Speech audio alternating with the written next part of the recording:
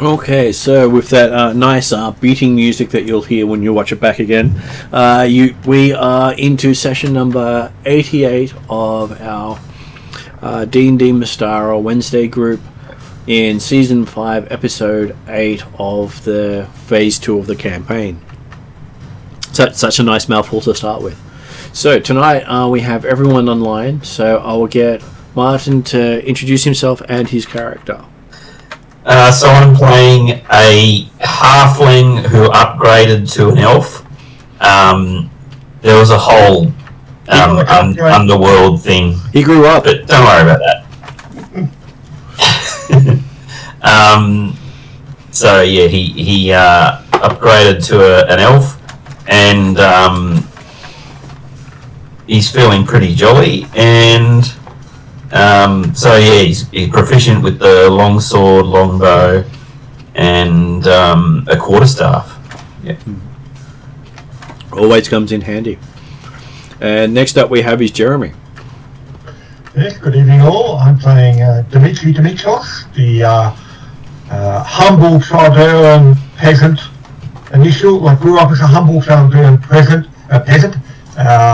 but discovered or got the opportunity to train under a local wizard, and has obviously maintained his humility now that he's gained much more power.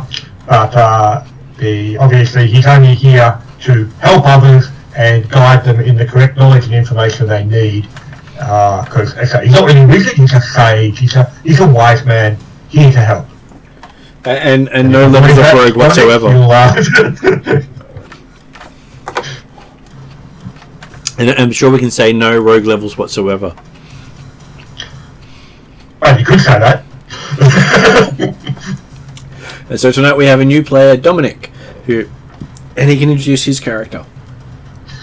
G'day, my name's Dominic. I'm playing a human paladin who is slowly learning more about himself as the campaign continues. He's a pretty typical paladin. He's all about doing the right thing and probably occasionally upsetting other characters because he wants to do things the lawful and best possible way, even if it's irritating.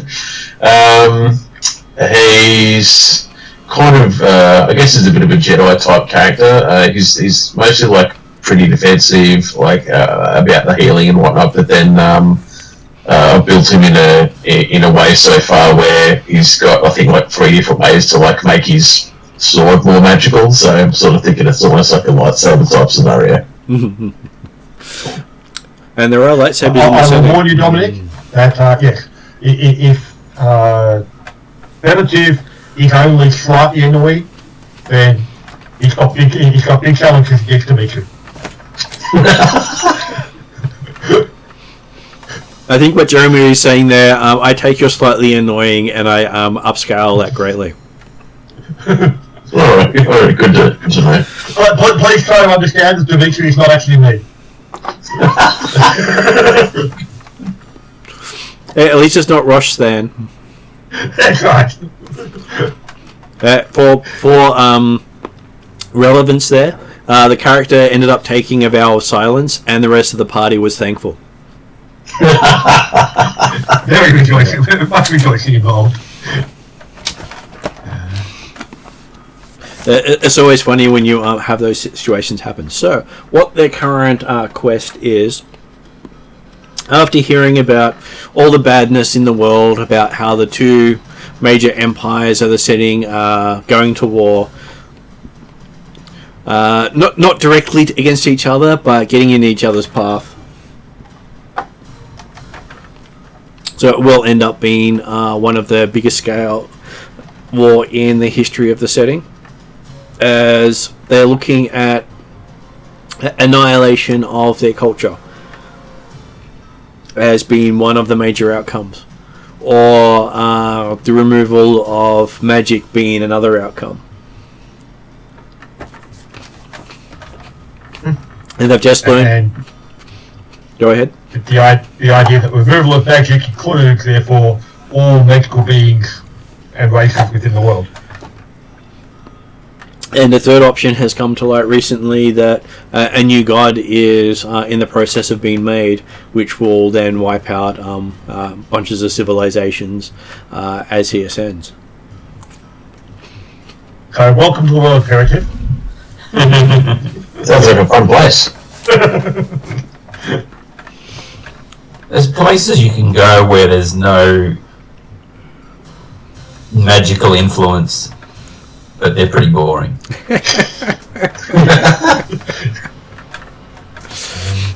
They're very black and white.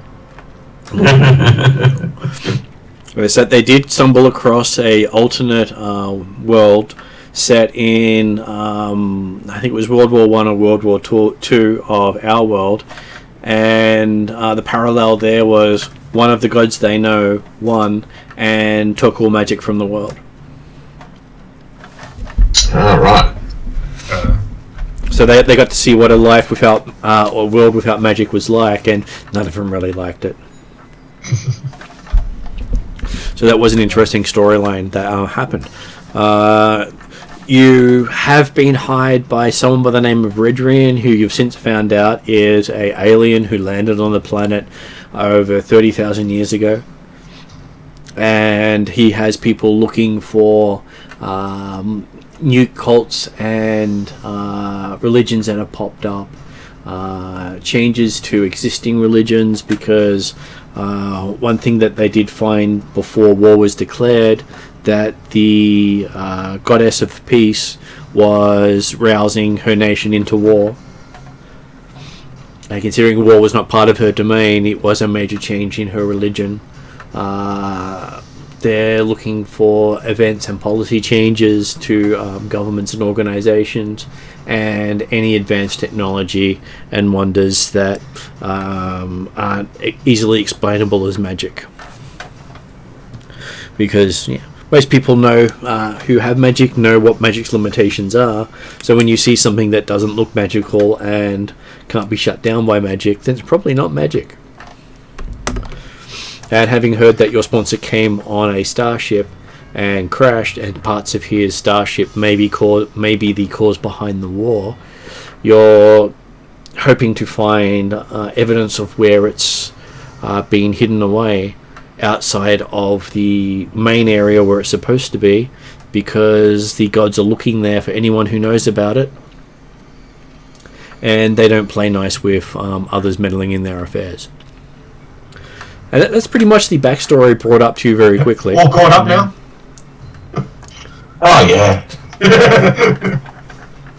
And so the Wrath of the Immortals is the story of the gods of good versus the gods of good.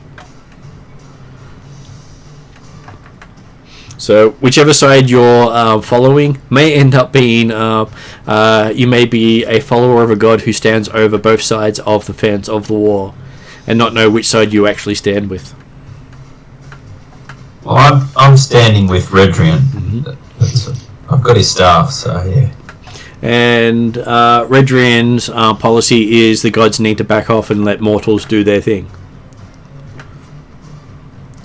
So he wants to stop the war from happening and stop the various factions from causing mayhem and murder. So Yeah, that seems like the sort of side that I'd like to be on.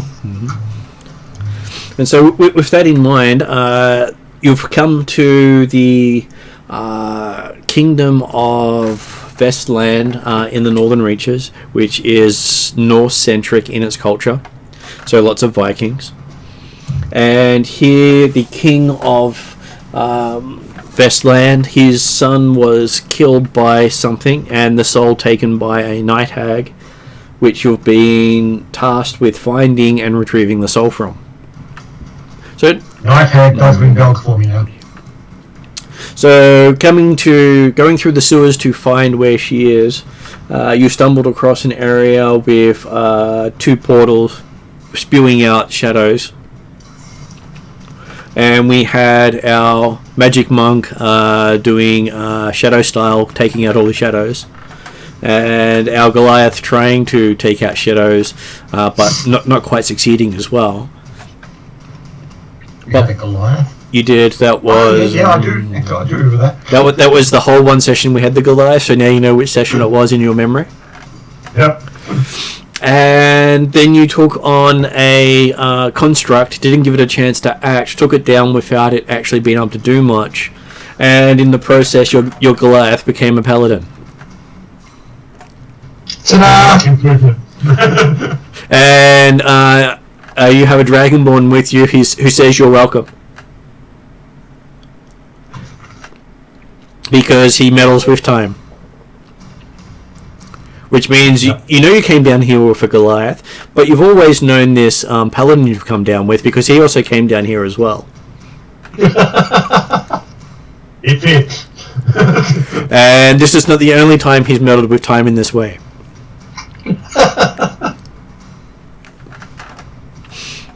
And we'll point out, most of the time it's for actual campaign reasons, not for changing party members to talk position.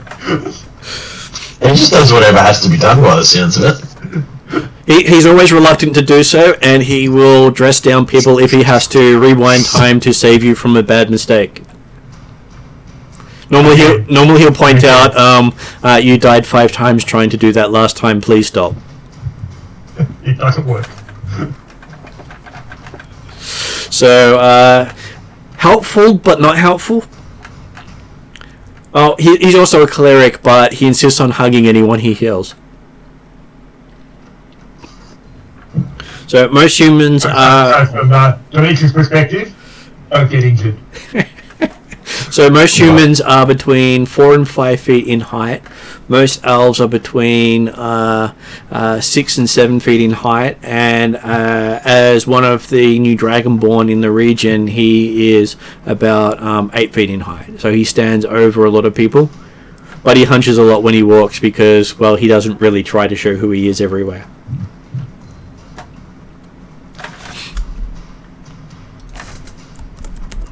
Okay, so, Martin, can you describe how your character appears? Well, I'm a little bit shorter than most in that I'm 5'10", as an elf monk. So he's dressed in flowing robes and has a long sword, a long bow, quarterstaff. They're his main weapons. And he's got a couple of rings and things, just to boost his abilities. Yeah, that's it. Yep. And Jeremy, describe Dimitri, how he appears. Well, Dimitri is a relatively typical height for a Keldaran. So he's 5'2", pale blonde skin. But his most defining feature when it comes with is the short, fiery red hair, and Blood nut. Well, if when you know him, in fact, he didn't always have fiery red hair. Right. He discovered that he's a direct descendant of one of the Immortals of the Keldaran world, Halav, who also had fiery red hair. And not that you'll ever know about that, because he'll never mention it. No more than once a day, honest. He'll try to keep it to that. But yeah, other than that, he's dressed in very generic, dark, apparently plain robes. You did forget who else you're a descendant of. Alright. What about who else? He talk about that less. He appears to be the true descendant of one of the vampire lords of the setting. But yes, he doesn't talk about that nearly as much.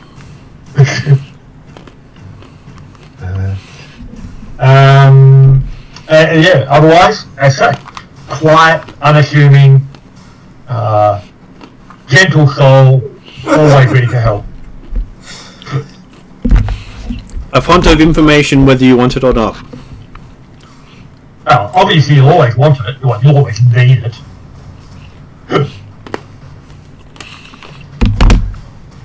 So Dominic, if looking at you, how do people see Perative? Imperative. Yeah, he's tall for a human. He's over 6 foot tall. Shaved head, beard. FYI, I'm leaning into, him being, one of those sort of northern humans of the sort of Norse pantheon. That would work because those humans are of the 6 foot range. Yeah. He's wearing. At the moment he's wearing chainmail, well polished. He's dressed like he. So are we still in the sewer at the moment? You are. Yeah. So he's dressed like he shouldn't be in the sewer. A lot of white robes, shiny armor that's been unnecessarily well polished. He's got a. Being a typical paladin, despite having been in the sewers for hours, it's still pure white and shiny. He's like using bonus actions to like polish his armor in between attacks. He's got a long sword and a shield on his back.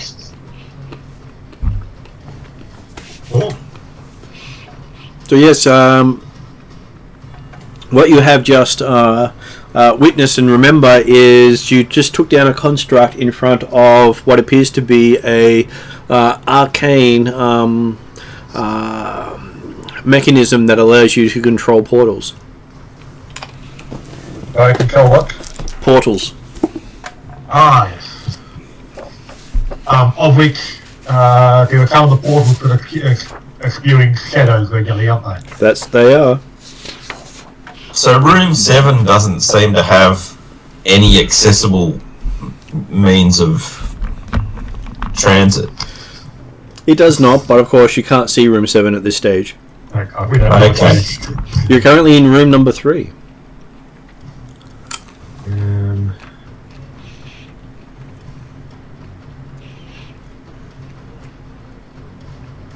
So what was happening here was Dimitri was using his vast intellect, which he tells you all about, to rearrange the map of the outer planes into the correct order. Of course, he knew what it was. And you've just had a 10-minute lecture of course, why he knew it was right. Alright, only a brief rundown then. And the whole time he's been giving you this lecture, both you, Perative, that's time enough for me to have a nap. And so. Trellin were busy fighting shadows coming down the hallway the entire time.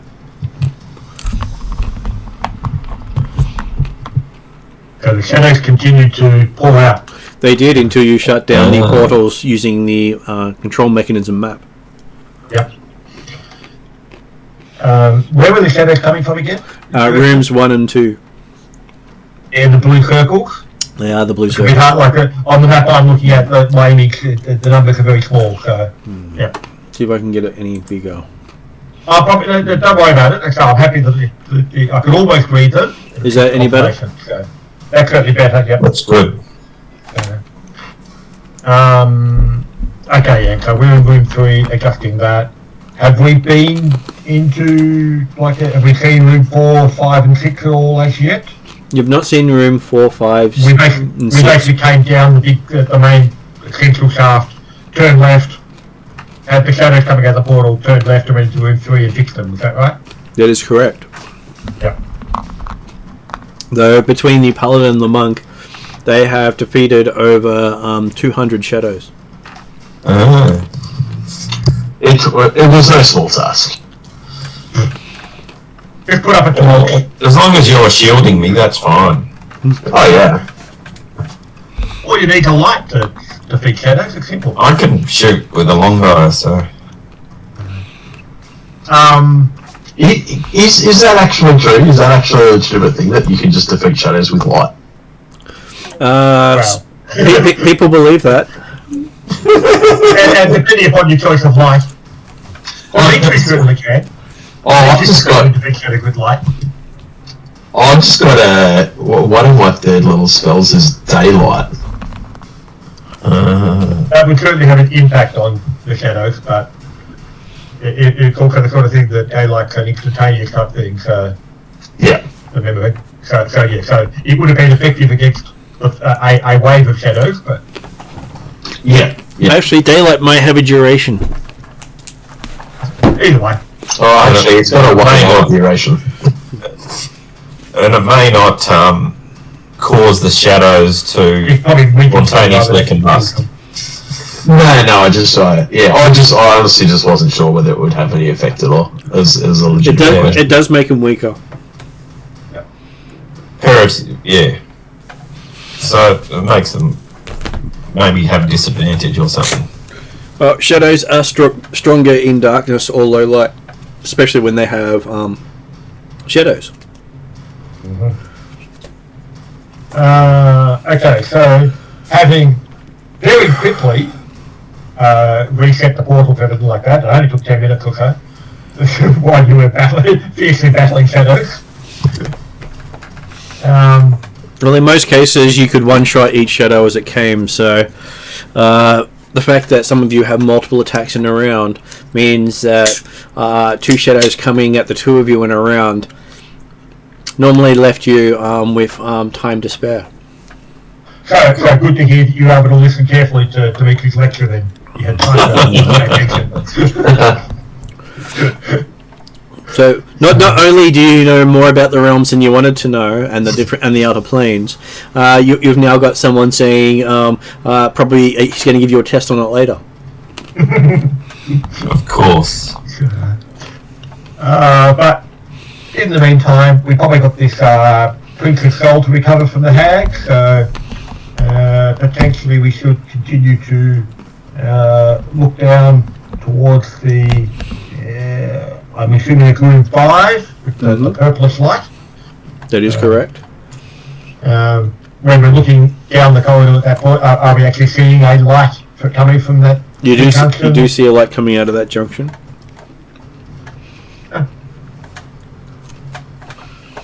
I would recommend that we move down and investigate the light.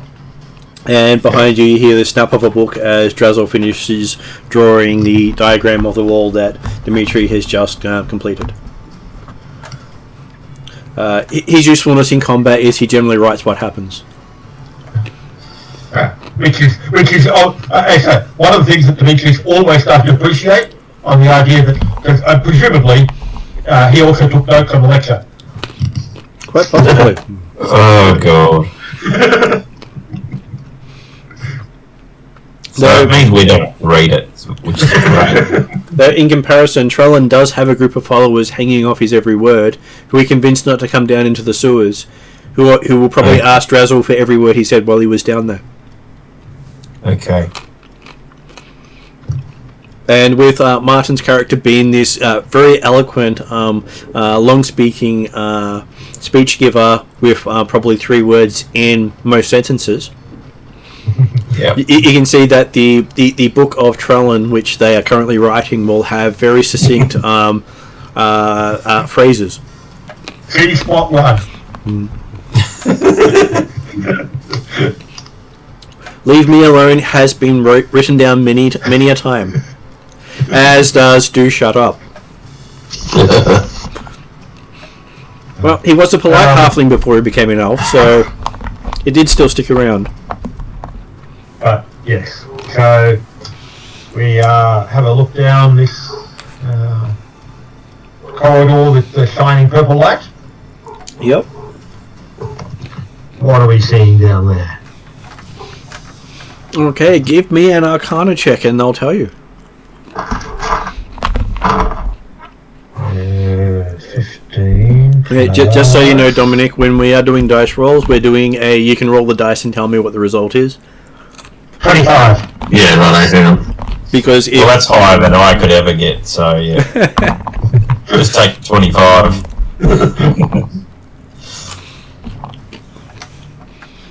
okay, you can tell that you're looking at a portal into another dimension. Can I interpret which dimension it probably likely relate to? Although I presume I'm going to get closer. Is that the only thing visible in the room? It is the only thing visible in the room. Okay. And you believe So we'll move closer to examine it more carefully. And from what you see, you've been interested in some portal. I'll tie a rope to Dimitri. Mm-hmm. Oh, I'm going. Well, just because you might get sucked in. There's that, and you have a habit of going places without him knowing. So it's like putting a bell on it. As I said, it's certainly been one of Dimitri's downtime activities since moving into the character's castle as determining exactly where that portal up in the attic goes to. So. Okay, looking here, you see it connects to the Feywild. Uh-huh. Whereas the one in the tower... You thought it was me that might go through travel. I'm sure you want to go home. Whereas the one you found in the tower complex you have, you think goes to more the Fey Dark than the Fey Wild. I have no idea what that is. But it's basically the Fey Wild is more so the Fey Wild is more positive energy area where nature is rampant, and the Fey Dark is more negative energy where undead are rampant. And so you're saying that basically, yes, the Fey Dark was in room 1. Is that right? Yeah. Room No, the Fey 5. The Feywild is in room 5. Yeah. Where all the shadows were pouring out of. Well, the Fey Dark that you remember is what you could see through the top of the tower with your research. Oh, okay, up there, right. So that's where you connect 1 and 2 are probably pulling from the Fey Dark. Yep.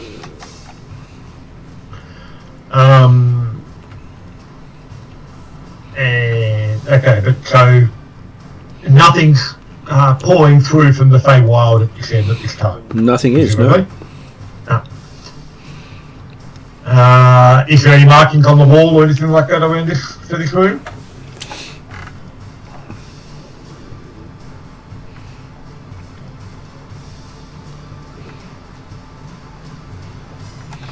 Having a look around it, nothing seems to leap out here. The portal here is currently open. There is no circle of binding. There is no circle of summoning.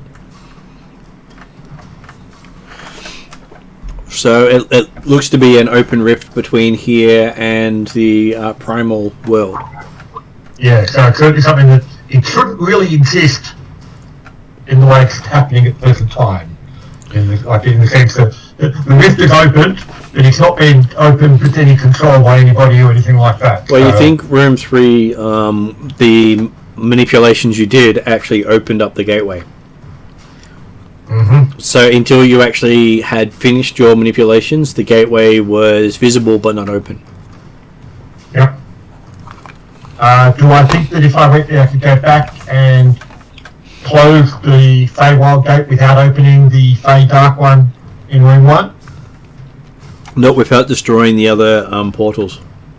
You think that's part of the trap is you can't have one open without the others closed.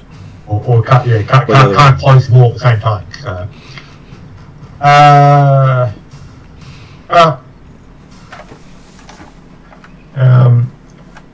Seems that this one's at least not being used immediately. I think it's safer to leave some open right now, and that we should at least go and have a look at room 2 and or room 6, and also then room 4 to confirm that it's got the same sort of control systems.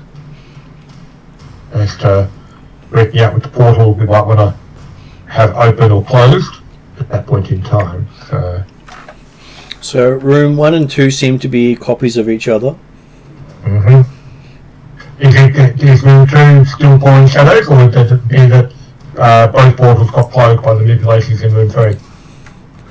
Both of them got closed by the manipulations in room 3. Okay. Coming down to room 4, it appears to be very similar to room 3, does it? It does. It even has a golem. Okay. Let's try one shot immediately. Assuming it doesn't react and start moving towards us immediately. Well, the last time it only moved after you had started attacking it. Yeah. And then it didn't move very long. And the portal in room 6? And the portal in room 6 seems to go to the Fey Dark. Okay, and does it appear to be open at the moment? It does not appear to be open. Okay. But the mechanism in room 4 hasn't been set to the same one you set room 3 to. No, but at the moment, the only portal that's actually open is in room 5. That is correct. Can I just check? So in room 1 and 2, there were portals to the Fey Dark. Is that right? Oh, their portals are still there. They're just currently closed. Yeah, right. Nice. And both of them, when we came in, both were pouring shadows out? They were, yes. One of them. Both were pouring shadows out. Okay. So if we closed the Fey Wild one, would it allow us to get into 7? You remember now, this was the end of the session last time with the idea of Dimitri taking time to actually think about, okay, what settings do we need to set it to find a portal that will take us through to where the hag might be holding the soul of the prince. So at this stage, you don't know that room 7 exists because there's no map. Okay. I'm happy for the players to know that there's a room 7, just that the characters don't know. And from the character's perspective, well, we were certainly under the impression that the hag had built her lair down here, but we've certainly seen no evidence of a lair of the hag. However, we've got all these portals that presumably will take you to the lair if you can set the portals in the right manner. Well, you sort of expect that the hag is either in the Feywild or the Fey Dark. Or the Fey Dark, yeah. She, being a night hag, could quite easily fit into both because both fall under the domain of night hags.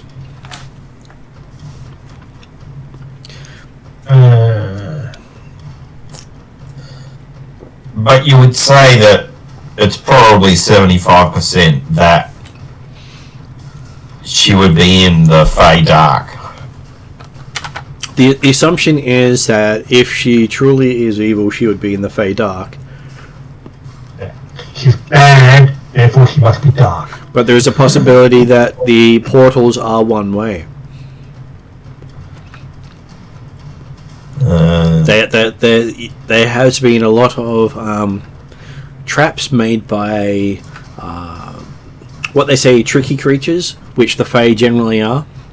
They generally lure mortals to step into other realms to their peril. The equivalent of, please bite this red apple, Snow White. I'm sure it won't harm you. Alright, so if we go through 5 and then draw a mud map of where 7 is, we might be able to get out. Well,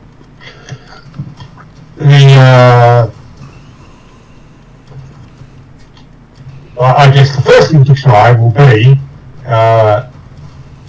tossing the end of the rope in through the one open portal at the moment, and see if the whole rope comes back again when we pull the end. Good idea. Or will we just get a shortened rope?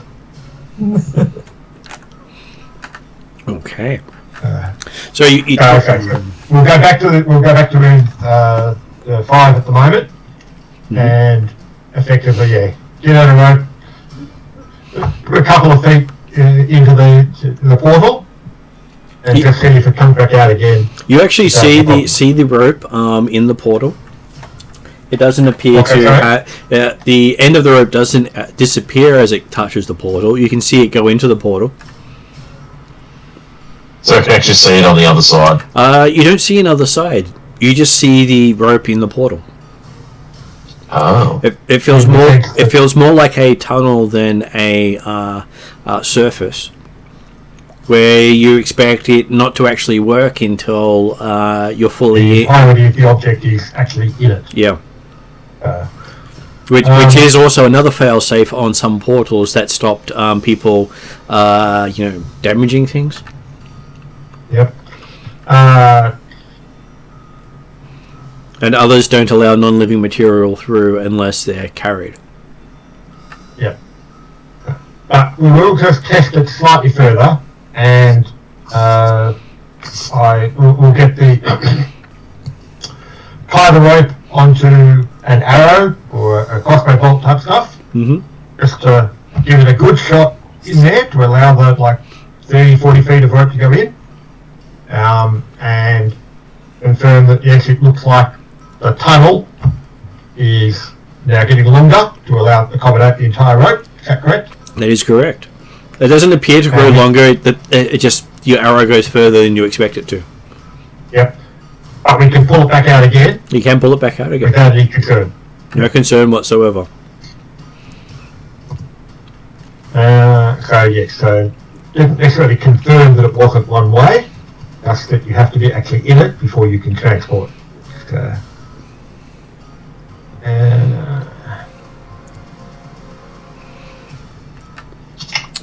But it does also mean that if there is something on the other side of the portal, it has no idea that you've tried to get through it yet. No. Well, in running with the theme of only having characters join the campaign for one session, I'm going to volunteer to go through. Okay. Well, it is the paladin thing to do. And one of the concerns that Dimitri has with going in is the idea that often it's difficult to transport artifacts through orbital and extra-dimensional spaces. So that's one of the reasons why he's hesitant to be going in. But obviously, expendable paladins have no artifacts on which they're all good. Dimitri, I can actually say that out loud, but you guys think it out loud. Yeah. So, for reference with that, you can't put portable hulls into bags of holding, and you can't put artifacts into extra-dimensional spaces. Does this count as an extra-dimensional space? It counts as a dimensional space because it is another dimension. Yeah, and so therefore it's the sort of thing that, yes, the artifacts and extra-dimensional spaces like portable holes or bags of holding don't go through portals very easily under most circumstances. And so if you were to go to the astral plane, you'd be going to where your portal stores, where your bag of holding stores everything. I imagine that would cause some sort of catastrophic explosion. Well, normally you can't drag a bag of holding into into the astral space because basically you can't drag it in onto itself. Yeah. To do so requires great skill, and that also has its own drawbacks. Okay, so the paladin steps forward. Does the paladin have any famous last words? No pressure. No, he doesn't. He's a man of relatively few words. So it fits right in with Trellin then. and fits perfectly with Dimitri too. I can interrupt. That's right. Okay, so the moment that you see Parative step over the edge of the portal, he disappears. Just sort of fades away. No tunnel effect involved. It was enough of a tunnel effect that you saw him cross the threshold, but the moment moment all of him crossed the threshold, he disappeared. Okay. Can we talk to him? Well, you don't see him anymore. What do you say? Marco. Are you able to tell me if I hear him saying Marco? Well, we'll just give a bit of silence for the player to give him that answer. How much silence does Trellin need to figure out he's not getting a response? Oh, no, 30 seconds. Okay, 30 seconds pass rather quickly. Hey, I'm really good at Marco Polo, okay? I would have responded way faster. If you did it. Or if you could. Right, so Demetrius have to be standing back and just saying, hey, well, presumably, if he could, he'd be stepping back again. 10 seconds after he steps in. Well, he seems to have left. Yep. Well, I guess that's the one portal. Let's try. Let's see if he can get to number 7 in the Feywild. Well, Not you know, go through it, but just I'm in report back. so one thing that Dimitri does know is time does not work the same in the Feywild. So you could wait 5 seconds, and 10 years could have passed. Okay. Or 10 years of your time pass, and only a brief second has passed for him in the Feywild, because time is very elastic over there. Okay. Does Drazzle have any intent of going through this portal if we were to enter? He says he will follow. He has spell to get out if necessary, which is probably the longest sentence you've heard him say in a few months. Because Demetrius kind of thinking, oh well, yeah, hold this stuff. You're not going to go through. Look after it. I want it back. But if he's coming through, that makes it harder. Well, he can wait if required. Like last time, he asks, referring to a completely different group. Well, certainly Dimitri starts removing a couple of his pouches and another pouch that contains a certain diamond. And suggests that, because he would assume that Drazzle wouldn't be interested in going through the portal. Drazzle sits down and is prepared to watch your stuff carefully. Cool. I'll put down my quarterstaff.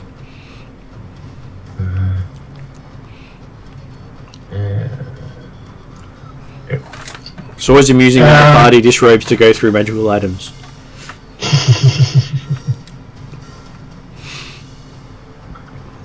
Just one. We will, I guess, find out what he's got to. Okay. We'll be back shortly. Or Longley, one of the two. Longley. Drazzle says, we'll see you when see you. And nods at you. So, switching over to Parative. You feel like everything has gone brighter since you stepped into it. And turning around, you can see what appears to be a ghostly form of Dimitri and Trellin, as Trellin calls out Marco. But it sort of does it as if he's someone's put him on slow. Sorry, I didn't quite catch that. So you see, when you step through the portal, you see everything's bright. You can see a shadowy form of Dimitri and Trellin, and you hear a very slow rendition of Marco being said by Trellin as if someone's just played it at quarter speed. I see. Okay, so just trying to think about that. So it just means things are going faster there. Yeah. So what it means is you had more than enough time to have come back through while we were waiting. Why would you bother? Well, but I mean, It's so great over here. Alright, well, attempt to go back through then. Okay. Give me a... I'll make it a charisma saving throw. You should be good at one of those. In theory, yeah. We'll see. Hey, the dice always love challenging moments. What could go wrong if you fail a charisma saving throw? So I'm just trying to do it on this stupid idea.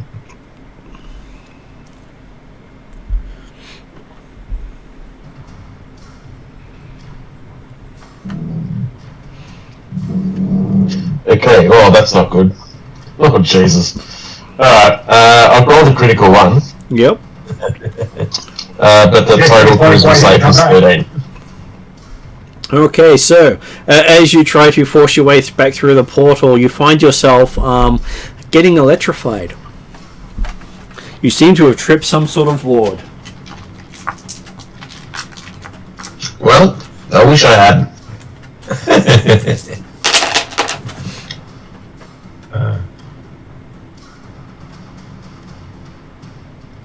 So you take 23 points of electricity damage. Ow. Lightning damage. How many did you say? 23? 23, yes. And then you see, not long after that, Dimitri and Trellin step through. Woohoo! You didn't come back. Hey guys, You can smell. back through. You can smell what appears to be burnt meat and singed hair. What? You decided to sit down and have a cook? Could have been that, Okay. haven't we? No, I was waiting for you guys for bloody ages. Are you waiting for us? We're waiting for you to come back through. Oh no, I just assumed that after my display of bravery, you guys would be inspired to follow me without thinking. No, we don't do that. Oh, The okay. intent was to test to see whether the portal worked both ways.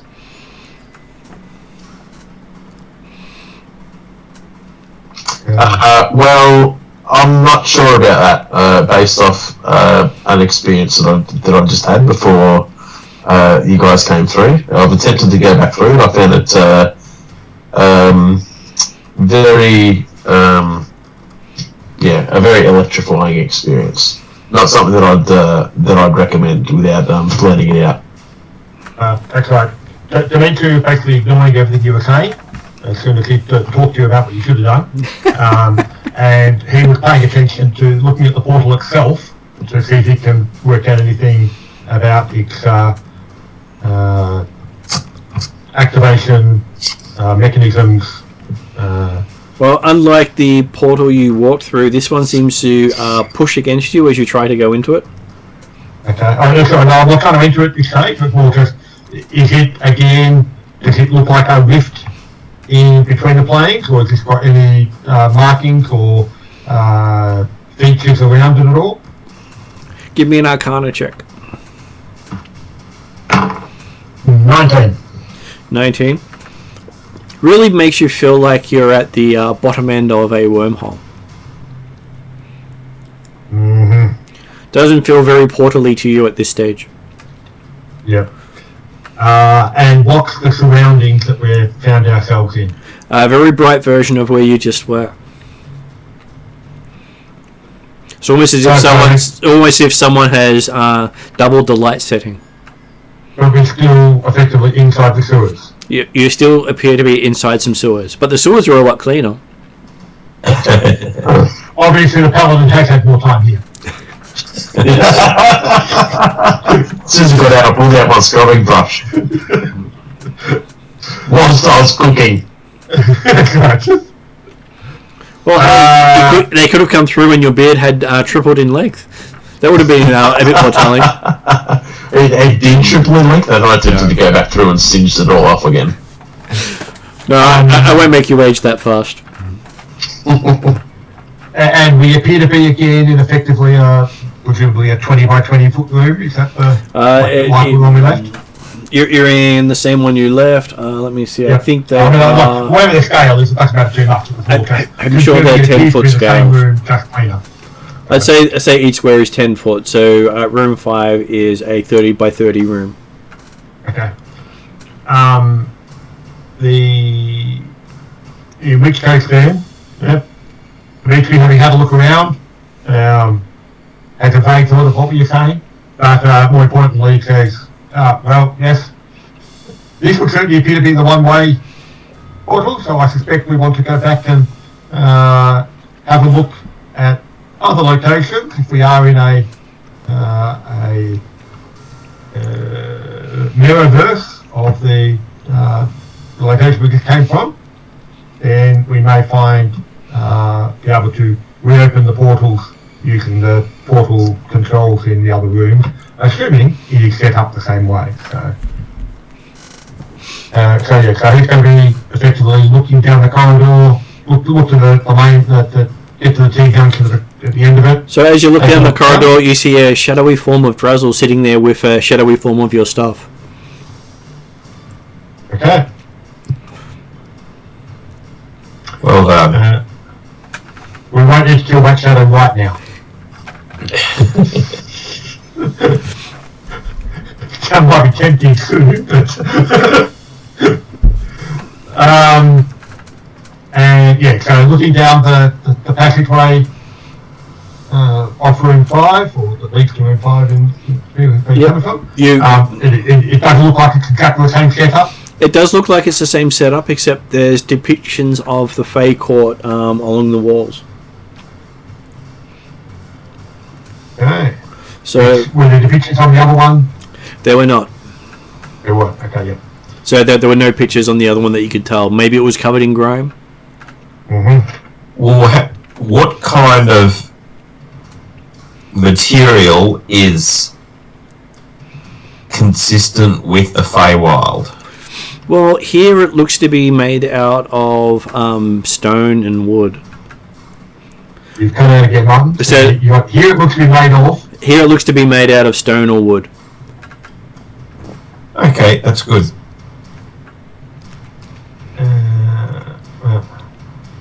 Benita will be keen to have a look in room 3, just to confirm that there does appear to be another control chamber in there.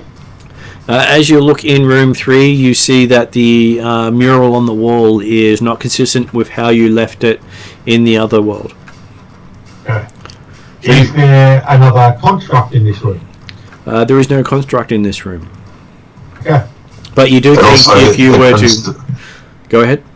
I was going to say, the construct that we destroyed in the other room, potentially won't be there. I think what we need to do is go and check to see whether there is a shadowy construct in room 4. Well, what I was more concerned about was whether or not there was a real construct in this room. Yeah, that's the one that we destroyed. So the next question is, are there shadowy remains of a construct on the floor? Give me a perception roll.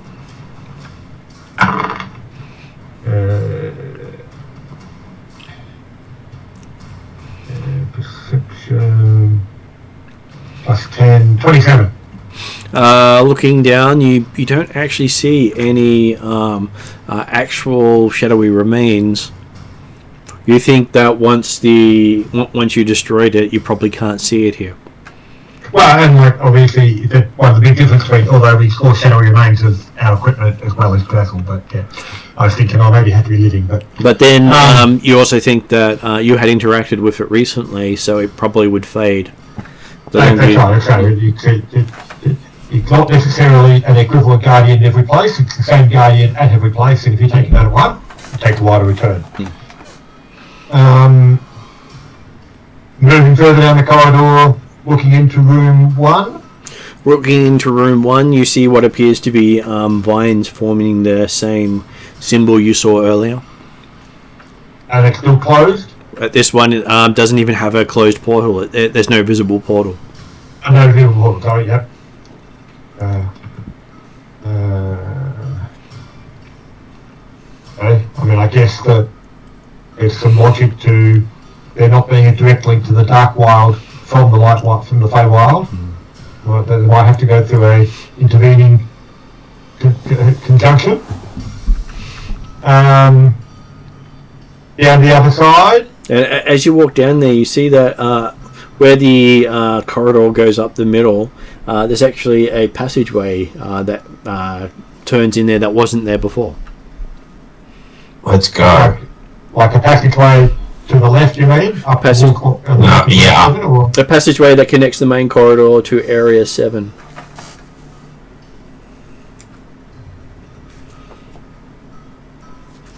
You've cut out again there, Martin. I said area number 7. Yeah, area number 7. Seems we have one of those bad connectivity days. Yeah, that's cool. It seems to pick the right time. Yes, you're just about to meet up. Lots of anticipation. So, okay, well, in that case then, but the corridor does continue down to the south as well still. It does appear to continue to the south. Yep. But then you do know that the Northern Reaches people have had a strong ties with both the Feywild and the Feydark. Yeah. Well, it's certainly worth investigating this variation. Actually, well, Absolutely. I mean, I think move up to the corridor and have a look down it to see if there's what might be visible down that new corridor. You see what appears to be another portal there, spinning in space. Does it appear to be open or closed? It appears to be open. Okay. But there's nothing else apparently in the room? And nothing that you can see besides the pillars there. Yes. To me, that would be an invitation to go through it. Potentially. I would personally like to investigate the other side of the confirmation just to make certain we haven't got other open portals that might spew forward shadows of the like. No worries. Through this one. Okay, so any of you sneaking at this stage? Well, if you guys want to wait, Dimitri can have a quick look and be back again shortly, or you can come with me. But yes, certainly, if Dimitri's going anywhere by himself, he's going quietly and discreetly. And if he's going anywhere with other people, he's probably still going quietly and discreetly. Let them grab the attention first. I'll let you do your thing. I'll stay here at this portal. Okay, so Dimitri, give me a stealth roll. You'll get advantage if I do it. Oh, that makes a big difference with 8 and 8. Total of 15. I think that happens a lot with you. You seem to roll doubles very often. Yeah, advantage is always a good thing for me. Okay, so room number 2 looks identical to room 1 with vines crisscrossing, forming the rune. And no portal? No portal. Looking in room number 4, you don't even see a shadowy construct standing there. Okay. But it does appear to still have the back of the planes behind it type stuff that will allow control of the portals? It does. Yep. And then when you look at room number 6, there's not even a closed or open portal here. It's just empty space. Okay. You have a feeling that if you were to travel to the Fey Dark, it would be a completely different view of things. Yes. But it's interesting that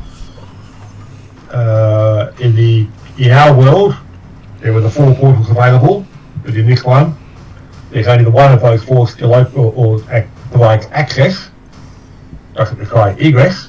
Well, normally open up this other one. you do know that normally the Fey Dark doesn't connect to the Fey Wild directly. Exactly. Yeah, got through. Saying that there. Yeah. Okay. I will come back to the others and confirm that. Until I remanipulate the gates of this location, this would appear to be the only potential exit point at this time. So onward and let's see what's there. Okay, stepping into the room. Is there any markings on the pillars? There are markings on the pillars. I believe it will be a saving throw. Just what you needed right now. Just figure out which saving throw you need, because it's always fun when you need to check. Well, it's going to make a big difference to Dimitri. He's got some good saving throws and some awful saving throws. So it will be a Constitution saving throw. That is middle of the road for him.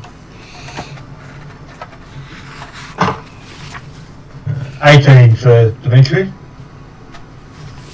Yep. And how did our Paladin and Monk go with?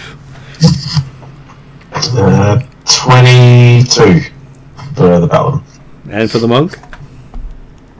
Let me check. Where's my dice gone? Check the cat. The cat may have nicked off with it while you weren't looking. No, it's. I'm in Sydney, and I'm locked down because I've got COVID. Oh, I don't know. Go to Sydney and get COVID because you had a party. and hopefully you're still feeling okay. No, not really. But Oh, okay, good.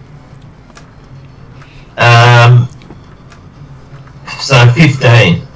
15. Okay. So by the amusement, you just scrape through with the DC. Whew. And you only died once. As two of you walk past, not even really noticing, whereas Trellin feels all his body ache as if someone's just beating him with the ugly stick all over. And it fades before it even registers. Well, Dimitri was certainly approaching the columns because he was actually going to look at the symbols and markings on them. So It was a whenever you got within a certain distance of it, a symbol of pain triggered. okay, well, Jeez. it was literally an arcade strategy Cool. that was taking a look at. Yep. And because it looked like runes written up there, hey, let's read. Ah! That's good. Dimitri was certainly keen to have a look at. So And then it fades, having been triggered. And the runes that you're looking at the columns don't appear to be there anymore. Just a lot of really rude-looking symbology of Fae. Dimitri will say, yep, okay, I've disabled that magical trap. You won't have felt anything. It's all good.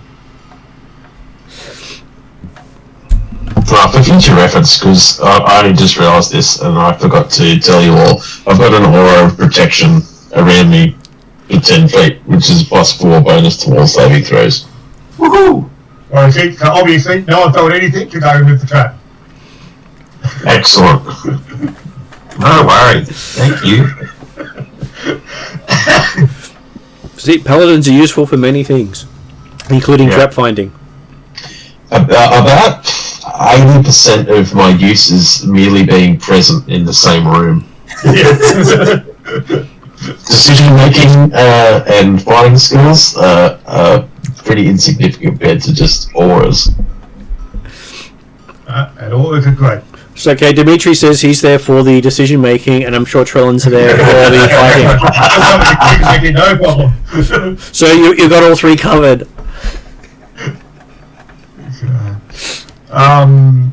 Okay, yeah. So we basically having Dimitri having successfully disarmed the magical trap on the pillars, we can get past them safely and have a closer look at what the portal and the surrounds of this portal are. Okay. Give me an Arcana check as you look at it. 20. It's definitely a portal back to the normal world.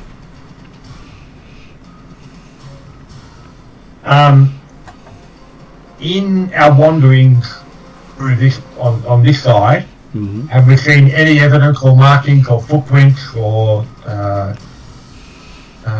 traffic of any sort coming through here? Not at all in the Feywild.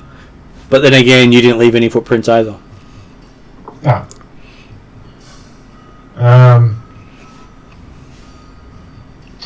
starting to get the impression, right, and call me crazy, that someone seems to be trying to prevent us from going this way.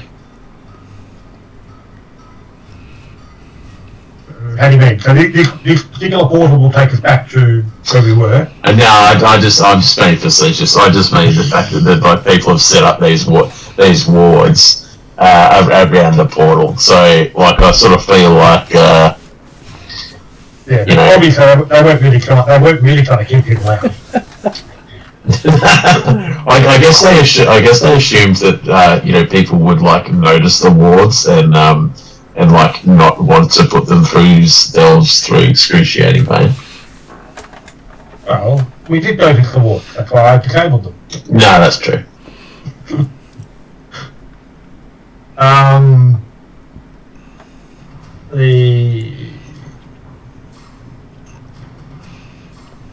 Well, we've got a couple options we could look at through here then. We can return back to where we were, or potentially manipulate the portal controls to try and potentially open up other ones, although we didn't find evidence of the others being stood back here at this point. Have we been down to 6? Demetrius had a look down there and said there was nothing in there. Okay. Well, I assume that we're already thinking this, but like the fact that it's all mirrored and like we can go everywhere that we were in the other realm, except for this place, which wasn't in the other realm. But if we go through here, it's like we're still moving forward. We're not necessarily just going back to somewhere that we've already been before. Well, I guess so. Demetrius suggesting the fact that yes, we should return back to where we started. He'll reset the controls to close the door to the Feywild, open the door to the Fey Dark, and if our hag might be on that side of the portal. Where is that? So you didn't want to step through the portal in room 7? Well, I'm sorry, That's the way we get back. I was a bit confused by the Feywild conversation and the Fey Dark. Okay. So we started in our world, Yeah.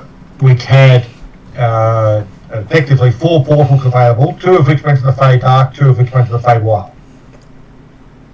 Well, After Dimitri manipulated them, he closed all the doors to the Fey Dark and one of the ones to the Fey Wild, and we went through to the Fey Wild, which is where we are now.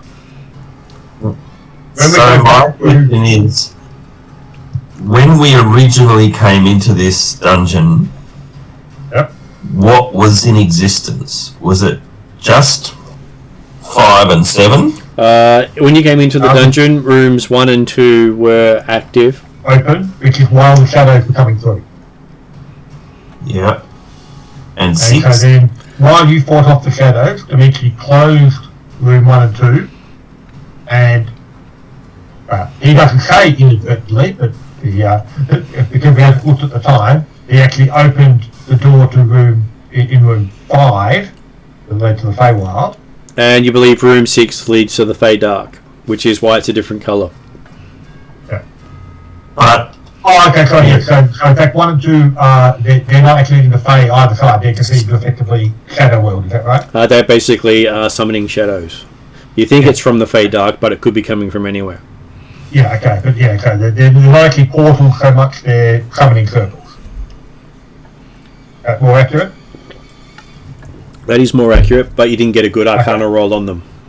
Happy with that, that's right, and it's the sort of thing that Dimitri will not correct himself, because obviously he was never wrong, but if what he was saying, then they might have realised that, hang on, the story had changed slightly as to what had gone on. so if we go through number 7, after going through number 5, that's the progress that we're looking for. Right, so yeah, if we go through number 7, the expectation is we'll end up back in our world. The question is whether we end up in room 7 in our world, or whether we end up back in room 5, where we came from the portal, is to be found out. But the intent will be that unless we're in room 7 and there's something to do there,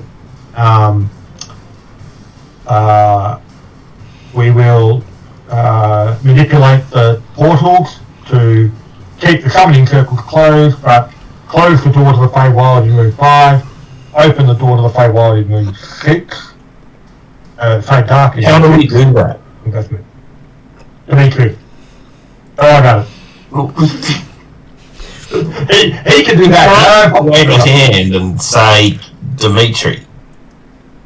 Dimitri does. He's brilliant. I guess I don't understand what the end goal is in doing that. You're trying to find a Night Witch who has the soul of the Prince of Vestland. Oh no, I get that, but I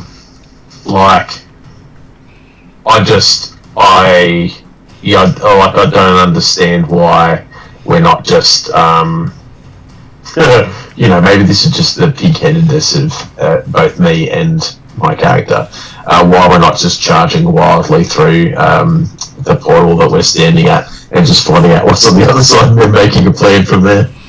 Well, that would be my suggestion, because I don't know of a way through item 6. Okay. Dimitri's already told you what's on the other side of this portal we're standing on. It's back home again. Yeah, but we don't know what's actually on the other side, though, because this room doesn't exist where we came from. We have to come into room 7 on that side. So, but yeah, the intent will be to go through room 7 or go through the portal, find out where we end up. If we end up back in the main complex of the passageways, Dimitri can then manipulate the portal control. Oh, okay, yep, alright, the only question will be whether or not we have to kill another construct in order to manipulate the room 4 controls, or whether we can actually do it from room 3. You suspect that you have to do it from room 4 to do room 6. We just do it from room 4? Yeah, I thought that might help. Okay, carry on. So first step though, yes, we will return to our world by going through this portal in room 7. So, as usual, do I assume that before Dimitri stops finishing, everyone moves ahead so they don't have to hear the finish of the conversation? By all means. I'm just asking for consistency, that's all. Yeah. And hey, that works fine. In practice, that works fine for Dimitri too. Happy to let them go first. Just amusingly, that no matter who joins the party, the same result tends to turn out.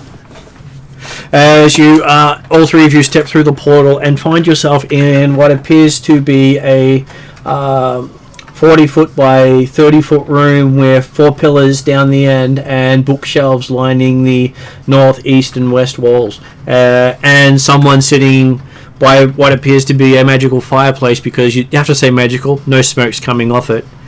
And there's no doorway leaving from this room whatsoever. But there is someone sitting in the chair by the fireplace reading a book, looking up as you step in. Okay. Be aware, Martin, we lost some of that description. Okay. We're aware that someone's in the room along with the bookshelves and the 4 pillars and the magical fireplace. So there is someone sitting in the chair reading a book as you step through. They look up and as you enter. Okay. Cool. Technically, you guys have the first opportunity to make a response if you wanted to, because you're slightly ahead of Dimitri. Well, I would defer to Perative because he has the best charisma. Alright, this doesn't... Alright, what does the person look like? Looks like the most beautiful person you've ever seen in your life. Give me a wisdom saving throw. Wisdom check?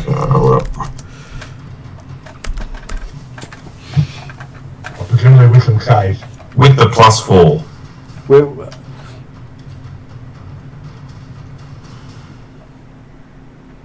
Does that still count for you? I believe Yes, it does. I believe he gives most of his aura to others, not always to himself.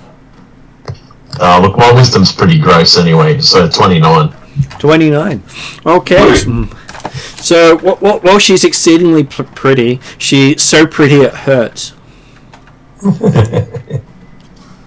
Alright, Which comes across as completely unnatural. Do I get the inkling that maybe this is the hag that we're looking for? Quite possibly. She does have fingers almost as long as your forearm. I see. All the better to hold the book with. Okay. Not referred to as talons in any way, shape, or form.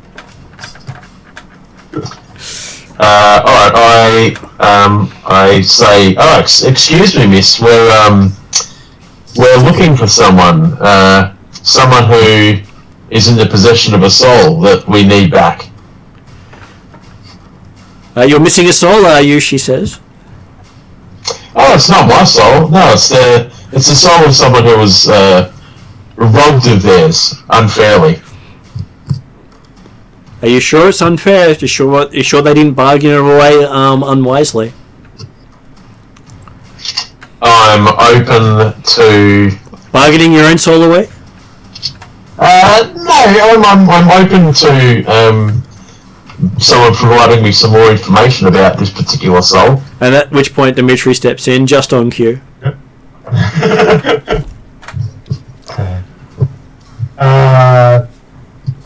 So obviously, it only takes you a moment to assess the situation. Well, you did hear the conversation from where you were. Okay, so absolutely in that case, then he was definitely delayed his move. If he heard the conversation happening, he would definitely have been delayed to actually hear what was going on. Could he see what was going through the portal? He could see shadowy forms on the other side. But you didn't see the person sitting on the chair. You saw your friends as they stepped through. Yeah. So I could hear her start the conversation. Yes, you could. Yeah. Well, yeah. So Dimitri will step further and say, "Well, obviously, hag, we've come to collect the princess soul back from you." Yes. Sure. Provide payment as requested, and you can have it. Did we? No, I think that there was information at the start of the adventure that talked about a bargain that could actually give it, wasn't there? There was, but I don't remember it myself at all. I just remember that I think there was a bargain that's being discussed. There was some sort of bargain that if they didn't get the soul back by a certain time, the prince wouldn't be able to be resurrected. Okay. But there hadn't been any effectively ransom demands. Is that right? There had not been any ransom demands that you were told about. Okay, no, that's right.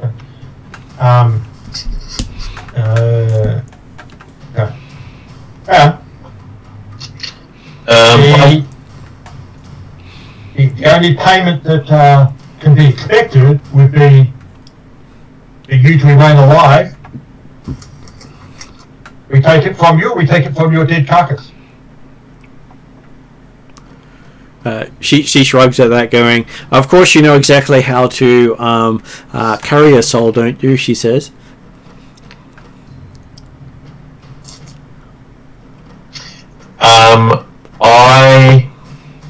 At this point, I'm going to attempt to cast Zone of Truth. Mm-hmm. Okay, I believe that doesn't take too long to cast. No, it's one action cast on. Okay, and what is the DC to that? So let me just double check.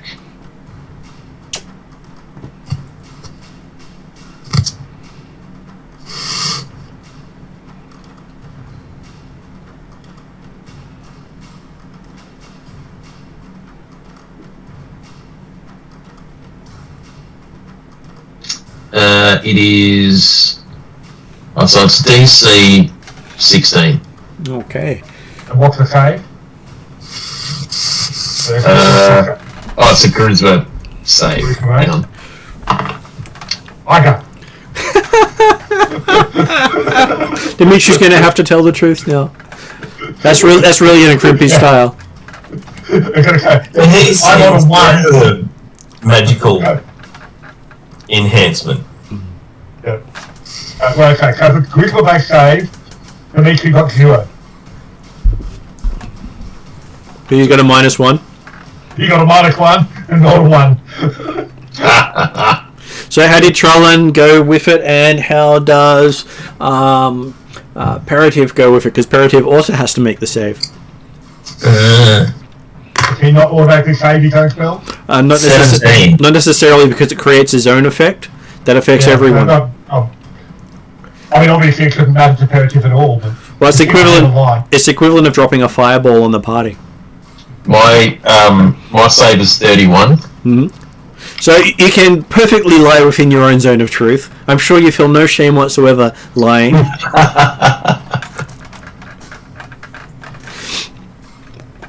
And can I take a back seat in this room in order to avoid its Effect? You can, because the radius is, how big was the room? It is 40 foot by 30 by 40.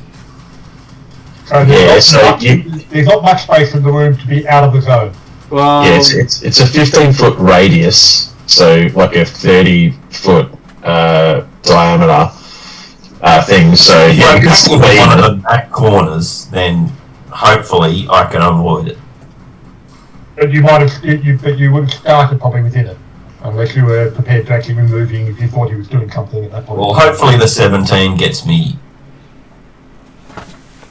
Yeah. well, it just means as long as you don't lie, you take no psychic damage. Okay. Oakley Dokes. Now I was going to, and I know that I realise I don't necessarily know whether she's passed this or not. Yeah, you do. You know whether the creature succeeds or fails on its saving throw. Oh, great. Okay. All right. I ask her, what has to happen for you to give us the soul?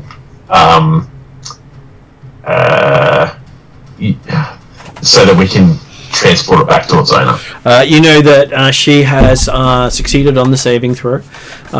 She says you must complete the task assigned to the king, or the body will never be reunited with its soul. Can you tell us what the task is? Are you offering to complete it in the king's stead? I'm offering to know what the task is before I make any decisions about completing it or not. She says, are you sure? Because only the task completer can know what the task is. She says with a wink.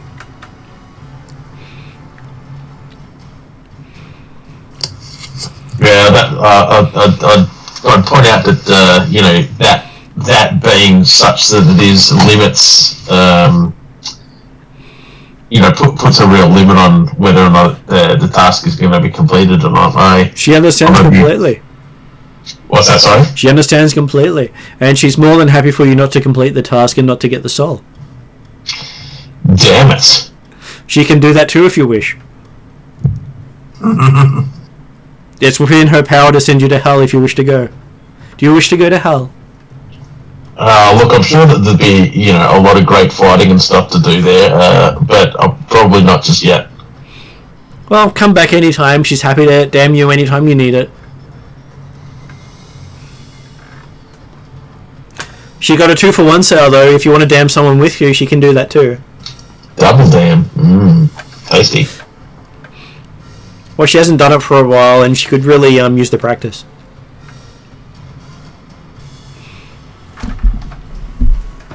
Well, I've tried my only idea, and I'm all out of ideas. And that appears to be the truth, even though you've succeeded on your own spell, she says. How about your more learned friend over there? I'm sure he can add something to the conversation. What does Dimitri say? Dimitri's walked away and he's currently looking at the books on the shelves. Fighting hard not to speak at all. I'm figuring that with a critical failure like that, he's probably, if he starts talking, he's probably going to blurt out every truthful fact and private secret he might know. Just go and stand in the corner and yell at us. When I was 3, I did this. When I was 6, I did that. So he's actually deliberately saying absolutely nothing at this stage and fighting to keep his mouth closed. So I see we're at an impasse, Mr. Paladin, she says. When's the last time you gave any form of devotion to your god?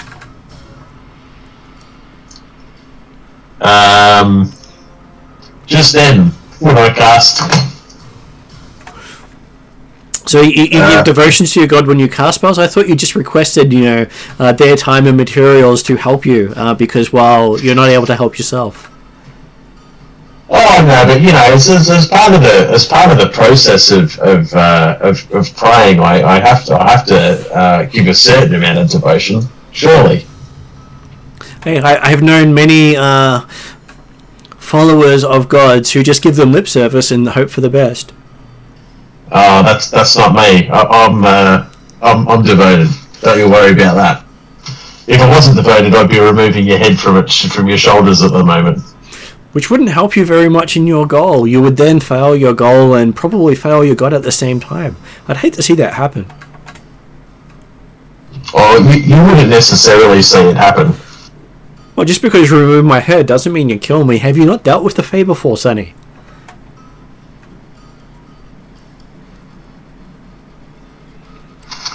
Well, it occurs to me that, whether I learn what this bargain or whatever this deal was, whether I learn what it is or not doesn't necessarily lock me into completing the task. Have you not made bargains with Fae before? I have not. Oh, so a newbie. This is nice. I can make your first time memorable, she says, giving you a big smile.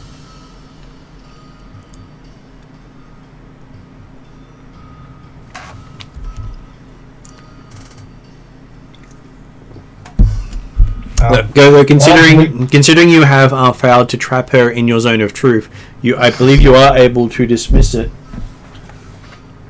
Yeah, that's fair. Alright. Oh, actually, you can't. It lasts for 10 minutes. So once you've dropped your zone, it's there for 10 minutes and then it fades. Yep. So you have can you rush forward? So or no? I'm happy to say time passes as you verbally fence with the woman in the chair, and then the zone fades. But Dimitri's not necessarily planning on staying completely uninvolved at that point during that time. Okay, he's going to the bookshelves, looking at the see if there's any interesting titles and things like that, assuming that she doesn't try and stop him looking around. Well, each book seems to be based on the nobility and bloodlines of the people of the Northern Reaches. Okay. But also when he's looking around, he's looking around for if there's any objects like jars or bags or other containers that might be the sort of thing that might hold a soul. Let me give you an insight roll. Oh, 19 plus 25. You do notice that the fire she's got does turn and look at you occasionally. Okay. So you have the feeling the fire is not really a fire, and some of the other things here probably aren't what they seem either. Okay. Can he attempt to see through an illusion? Do you think it's less of an illusion, more of a shape change, or in the case of the fire, there's a good chance that's a fire elemental? Well, so I was happy with that to say a fire elemental, but with the idea of whether there's other things in here that might be illusionary. You sure that there's a mimic in here somewhere as well? Be careful what you sit on. Is the portal actually still present in the middle of the room, or You can't see it one here. side of the room, or You can't see the portal here at all. It seems to be a closed room. and there's no apparent egresses from this room either, is there? There's just four walls. There are no bookshelves on the southern behind the pillars, so there might be something to do with the pillars. Yeah.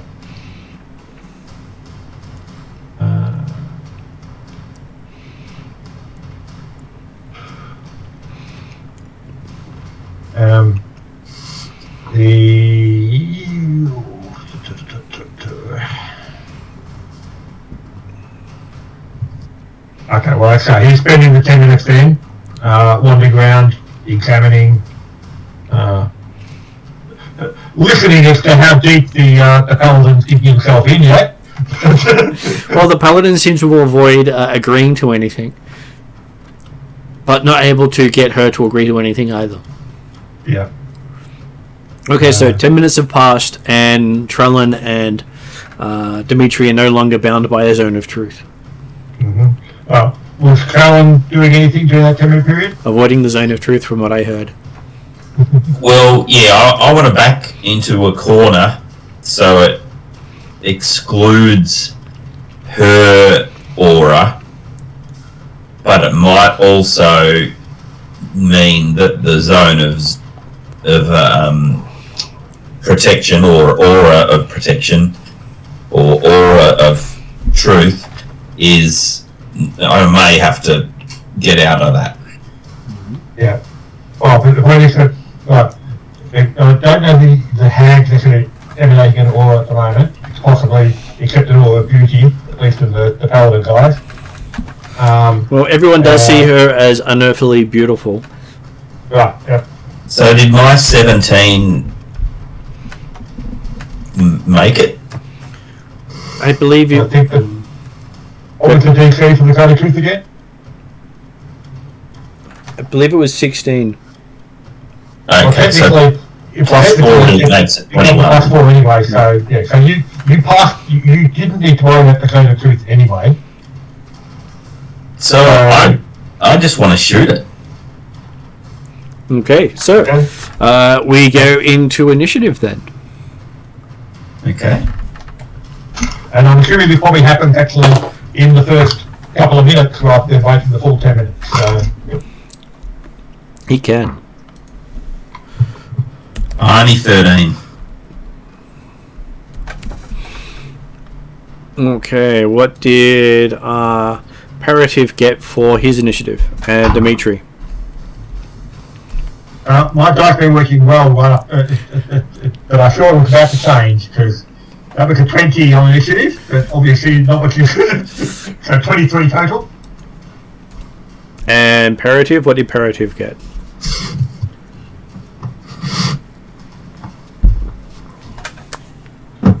Assuming we still have Parative there.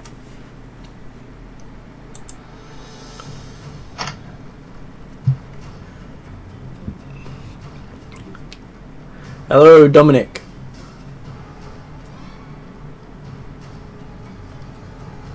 He's not mute. Can I hear? Go ahead. Yeah, sorry. I'll put in chat. My headphones are running out of battery, so I'm just a bit worried that I won't be able to talk for much longer. So I had been typing my responses. Okay. Oh, sorry. In my case, I've got chat visual on mine, but I can open up the chat. Okay. So it's My initiative was 3. 3. Okay. So that means that Trellin now gets to make his attack roll against the woman.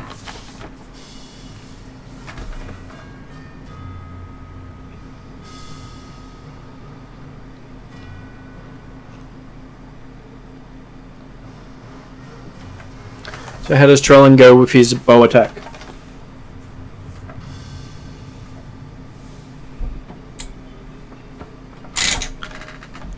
We can't hear you at the moment, Martin.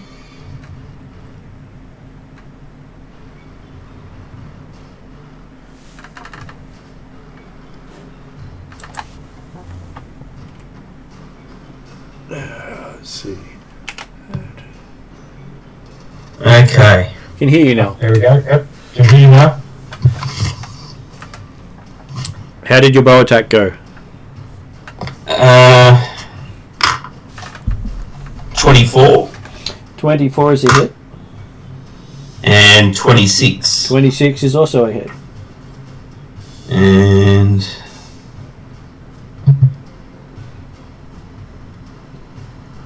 2d8.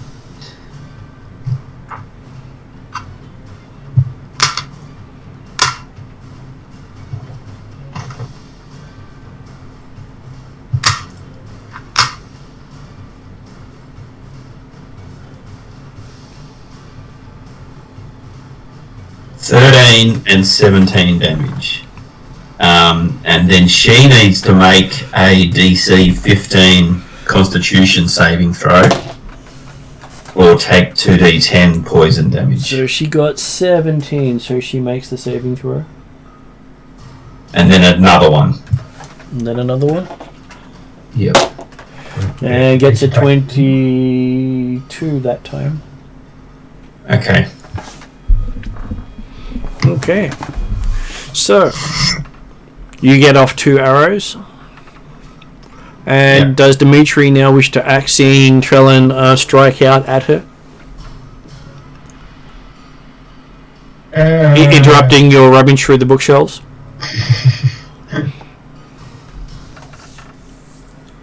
Well, spellcasting is not a case of being truthful otherwise, so that's alright. Dimitri's going to try and just see exactly how it would work. I've looked at for a long time. He's going to try to dispel magic to affect the room, but hopefully without affecting friendly equipment. Object, creature, or magical effect within range.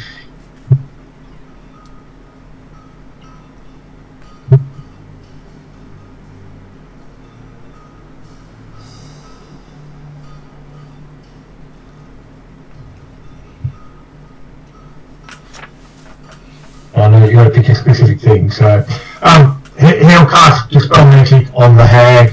Okay. On the idea of we'll try and at least reduce any magical capability on her at the present time. So what spell slot do you use?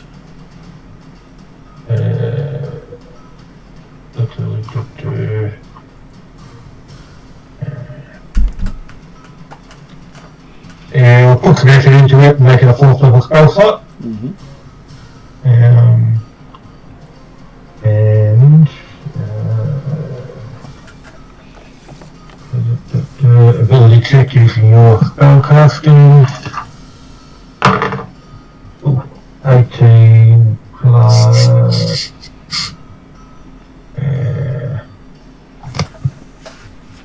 Where's that go?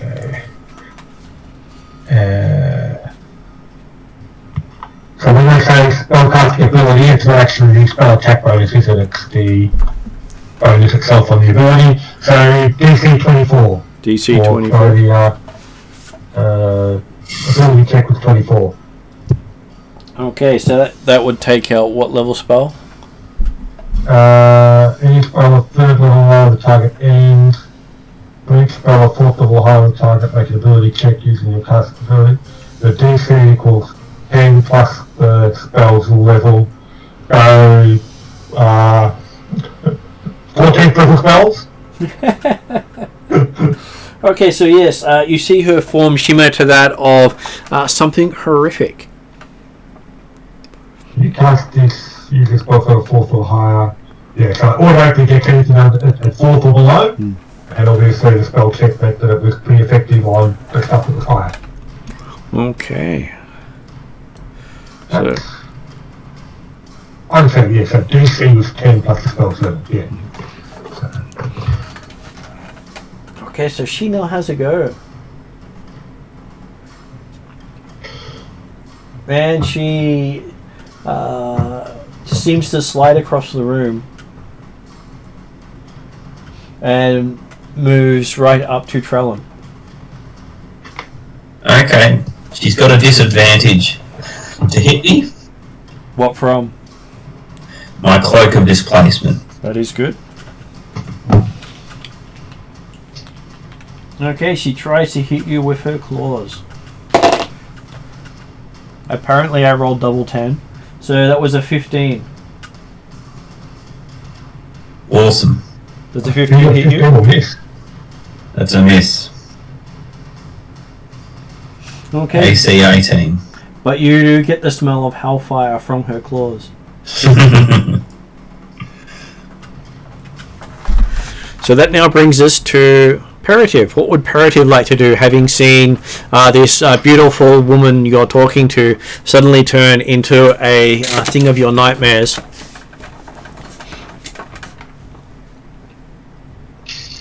Can you hear me? I can hear you. Yep. Yep.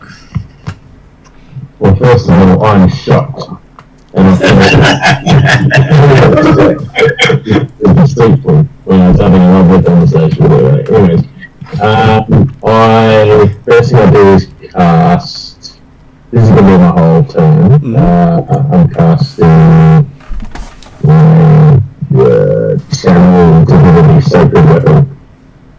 That's like a sort of super magic and whatnot. Okay, and what level spell slot is that? So it's not a spell slot. It's part of it's just like one of my In which case, then that is a better option right now. What's that, sorry? That is a better option right now than a spell slot.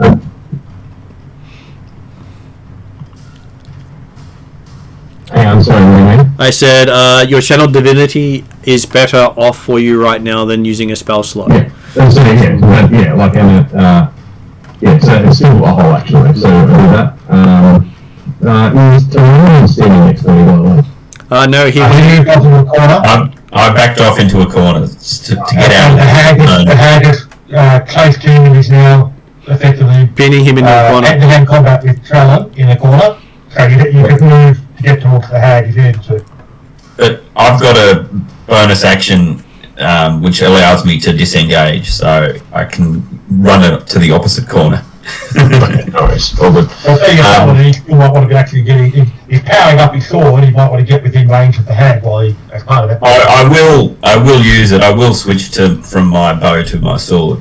But, yeah. So I'll channel divinity, but then I'll also move to engage the hag. Okay.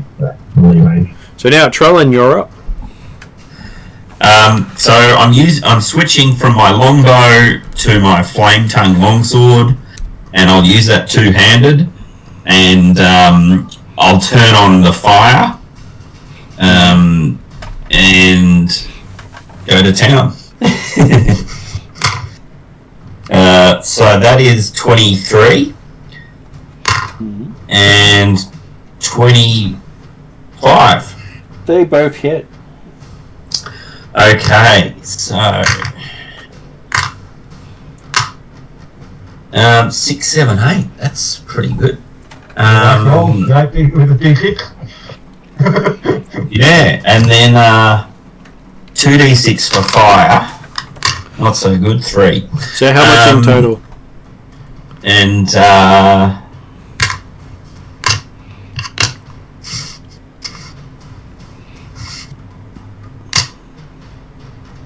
18 plus 5, 23, and 8 for fire. Okay. Does it look like she's singed, or? She does look like she's singed. Okay, and then I'll run across to the opposite corner. Using disengage? Yeah, and I've got 55-foot movement, so that hopefully should put me out of that. Okay. And it leaves the paladin to hold her down. So now we're up to Dimitri.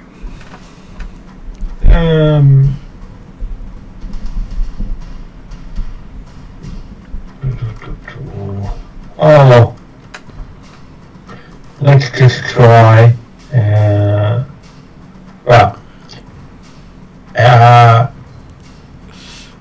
Question regarding the insight roll that Dimitri did to note the fact that there was a fire elemental in the fireplace and possibly some other bad stuff around. Mm-hmm. Are we saying that happened within that first couple of minutes before Trellin decided to open fire? I'm happy that happened then. Okay. Free action, I will warn the others about the fire elemental in the fireplace. And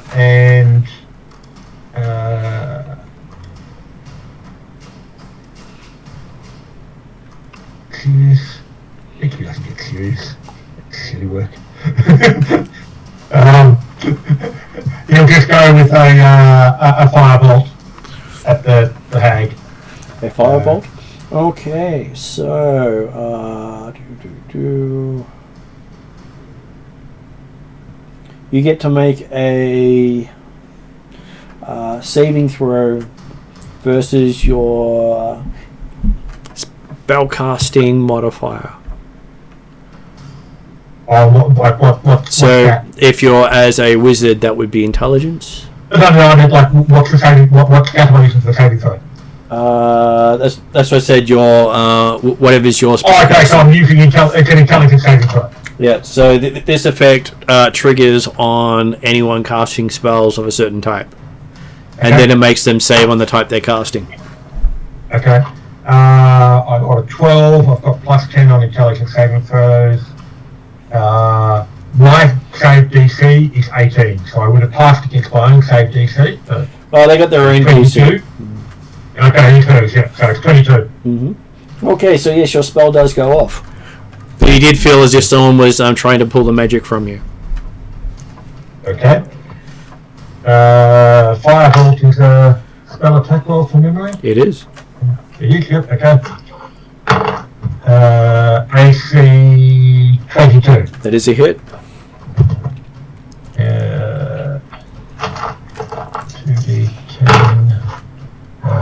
9, 16, plus proficiency is now plus 4, isn't it? Proficiency is plus 4, yes. 20 points of fire damage. And that's your action?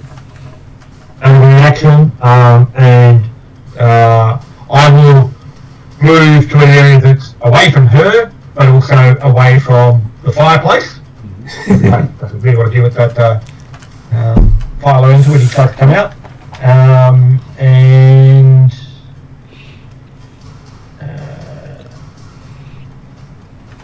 no, I won't use my bonus action at the present time.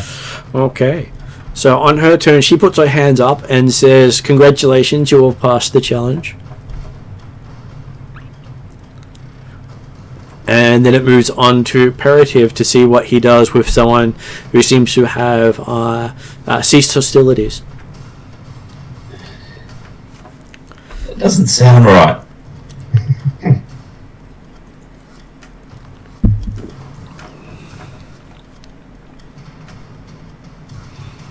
But maybe Imperative is more generous, I don't know. Okay. Are you there, Dominic? I'm not seeing anything in chat or your audio yet.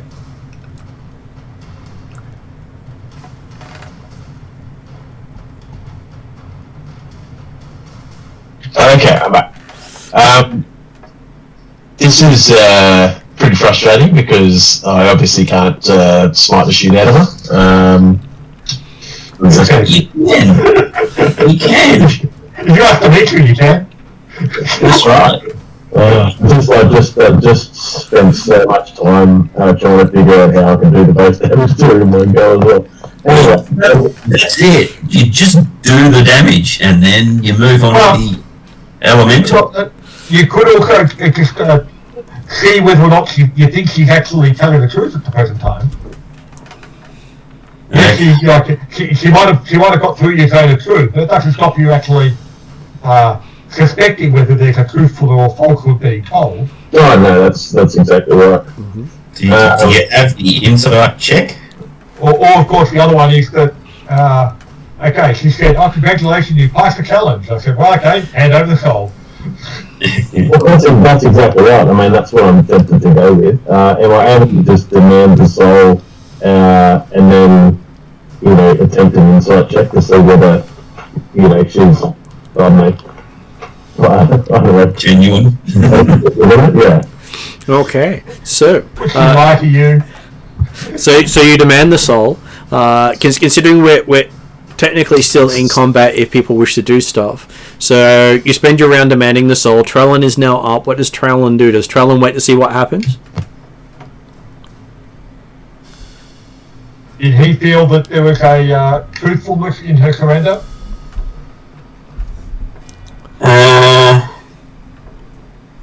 So I've got +7 on my wisdom insight check. 18.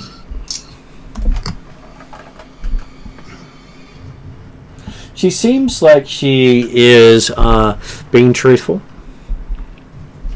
Even despite the obvious hagness of her. Even despite the obvious revulsion of looking at her, yes. She gets +15 on deception. I just want to kill her. So does Trellin attack anyway? Yeah. Okay. He's a paladin. So do I just forsake my entire action by demanding that, okay? Well, look at it this way. If Trellin was willing to see what happened, then you would have found out if she did succumb to it because you went after she did. So Trellin then attacks instead. Okay. I mean, yes, you potentially could have your own insight roll and know whether or not you thought she was telling the truth yourself before Trellin attacks, but obviously you won't necessarily expect Trellin to necessarily attack after she surrendered, because obviously everyone has the same values as you do. The only reason I say that is because if after demanding that, I still had another opportunity to act, I was simply going to cast a magic circle to prevent Faye from leaving the area. Nice. Sure. I'm happy for you to do that. What spell slot does it use? It's 30. Give me a saving throw based on, I think it's charisma is your casting stat, so make it charisma. You've got to cast the charisma saving throw in order to cast a spell on her. But you've got to make a charisma saving throw in order to cast a spell on her. So. 7. And you do get the +4. Yes. Okay, 11. Okay, as your spell, Did you roll a 1? No, I just didn't get. Oh, hang on. Oh, sorry, hang on. Sorry, a saving throw. Hang on, I did it. Yeah. Charisma must be one of your saving throws, and you get at least +4 from your aura. And then presumably you've got +4 to the other. 23. 23. In which case, then your spell does go off. Which is the spell you used? It's called a magic circle. So, what it's... I mean, the only thing it's going to do in this particular situation, because we're all virtually in the same area as her, is prevent her from leaving. It will also cause her to have disadvantage on attacks. If she tries to attack or do anything to anyone outside the circle there. Okay, so you start casting Magic Circle. You will finish... The magic circle takes a minute to cast. Oh god, yeah, okay. I was thinking, hang on, I'm pretty certain that could be... Don't worry, you have another 9 rounds to trap her in place. Oh well. Don't worry. 60 rounds, whatever. No, it's only, if it was 10 minutes, it would be it would be 60 rounds. Yeah, because it's. Am I able to roll that back and not do that instead now? You are welcome to roll that back. It takes time. That's why I look those things up and confirm it. Alright, you know what? Okay, after I demand that she give me back the soul, I just continue attacking her anyway, fuck it. Okay. Hey, my kind of paladin. In which case, give me the attack roll. What's that, sorry? Give me the attack roll, because you get to go before Trellins. Yep. And then Trellin can finish the job.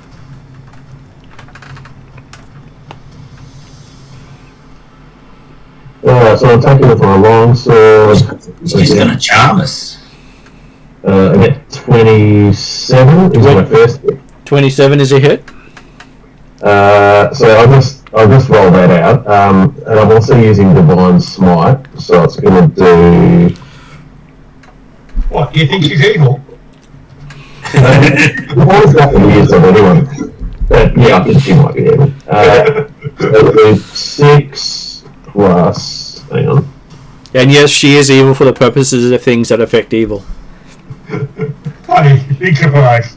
Well, there are not many things that have the evil flag, but Fae, Elementals, Celestials, and Fiends are the only things that have good and evil as actual. Yeah, 15 Divine Smite doesn't need to be evil anymore. You just get extra radiant damage. Alright, so I do 17 damage with my first attack, so I'll just use the spell slot to Divine Smite it. So you use the spell slot? What sort of spell slot? That's just the first level spell slot. In which case, then you still have to make another saving throw. Mm-hmm. So charisma saving throw. Another charisma roll. Mm-hmm. Wouldn't this be like the Channel Divinity type stuff? No, this one's... No, it's not using Channel Divinity, but I would have thought the using the Divine Smite would have been a similar sort of idea. Like, yes, it uses a spell slot, but it's not actually a spell you're casting it. Yeah, it's not actually a spell. Well, I mean... if he uses a spell slot to power it, it triggers this ability. Okay, makes sense. It only triggers on things that use spell slots. All good then. Okay, charisma saving throw 30 this time. Okay, so yes, you get off your spell ability. So you should take 17 damage, so that was my first attack. Right, I get 2, so the second attack, this is going to miss. 12. 12 is a miss. And that's me. And then Trellin has his attacks. Was that 17 including your 2d8 divine? Yeah, was I? Oh, yeah, I did roll very well. I got 10. That's good. Jeremy knows that all too well. So I'm using my longbow from the opposite corner. I've got 20 and a 24. Both hit. Okay. 2d8. Nice.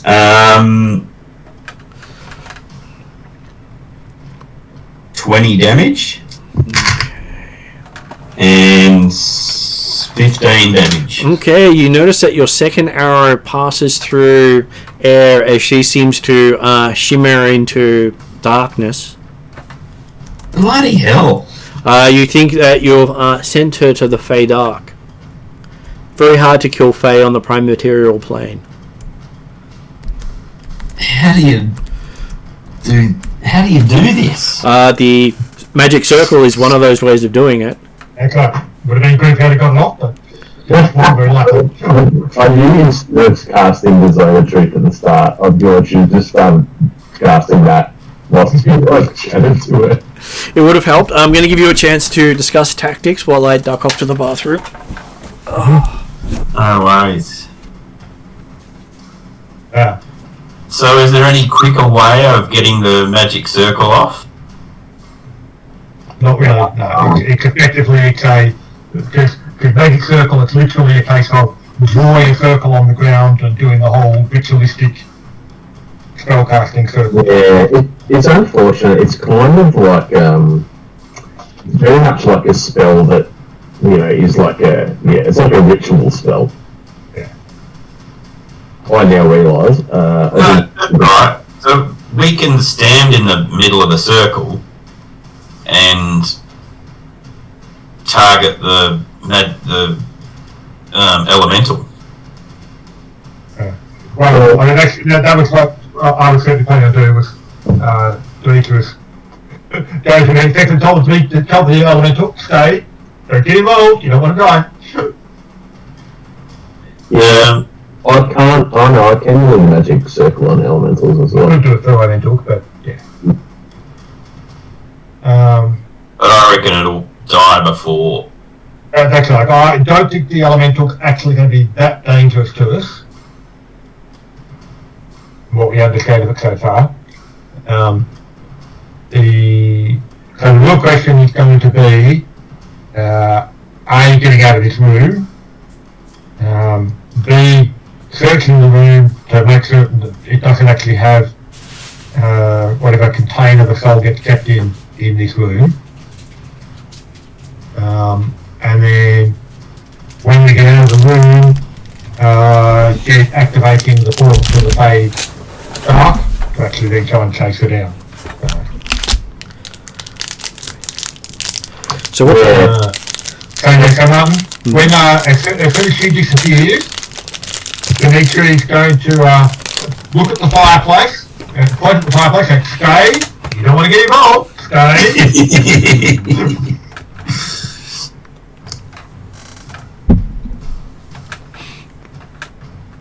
The fireplace doesn't seem interested in getting involved. Excuse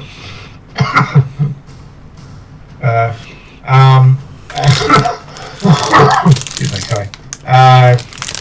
So is there any way for it to escape? For the night hag to ethereally go through the substance? What, to go between Assuming the it's an ethereal creature.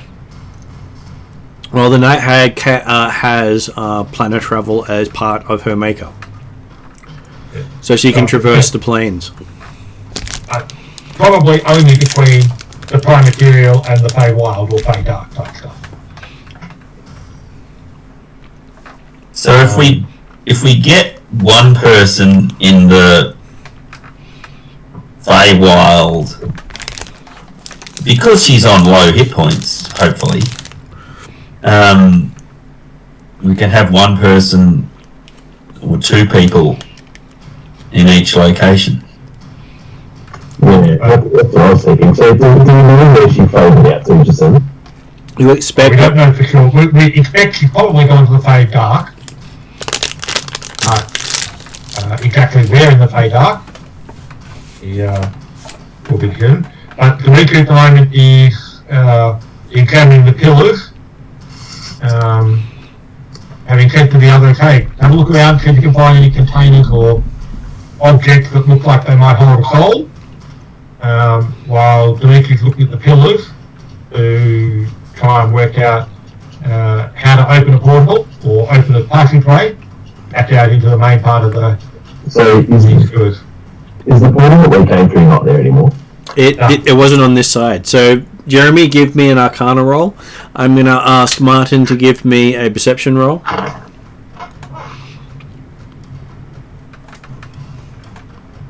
Unfortunately, this is where the die failed me, so Arcana was only 12.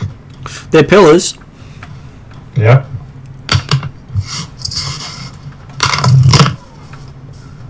Not having seen anything Arcana-wise on the pillars, you'll probably then go for looking for a secret door in the wall itself. I got a 21.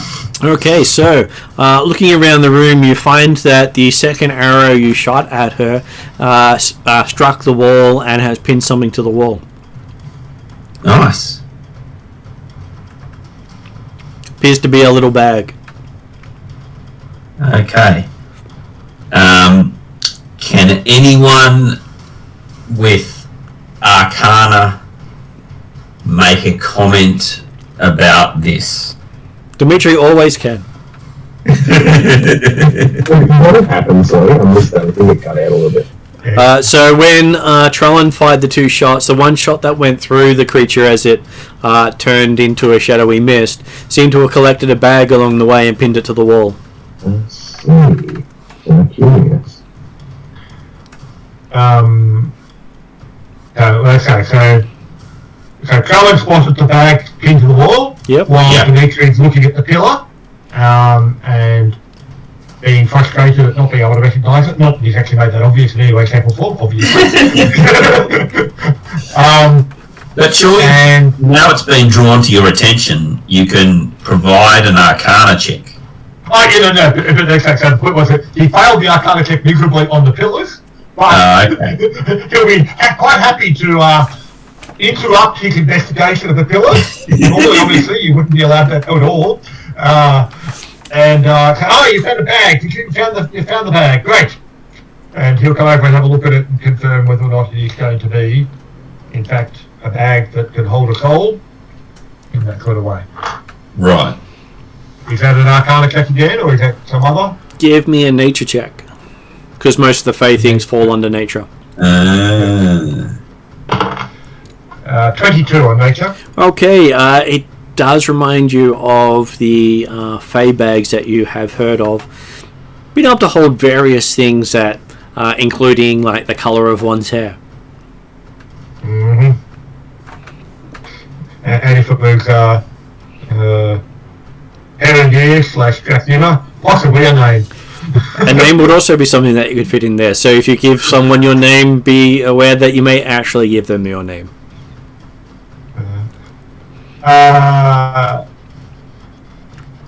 And I recognise that, or do I know enough about hags to know that they probably only ever carry one bag at a time? And hey, it have the weight of a soul inside it. Okay, with the roll you got, I'll put it on a scale with some feathers. so with the scale that you, with the score that you received on your check, you do identify she definitely was a night hag. Night hags have the ability to traverse the ethereal as well as the Feywild and the Feydark, and both Hell and the Abyss. So she could literally send you. She can literally send you to Hell if she chooses to. It is part of what she's actually good at. And one of her worst abilities is she can cause nightmares on people that affect them as if they don't follow a religion. If she can basically treat people as an atheist. Which, Dominic's perspective, knowledge in this world, if you don't follow religion, there's no resurrections.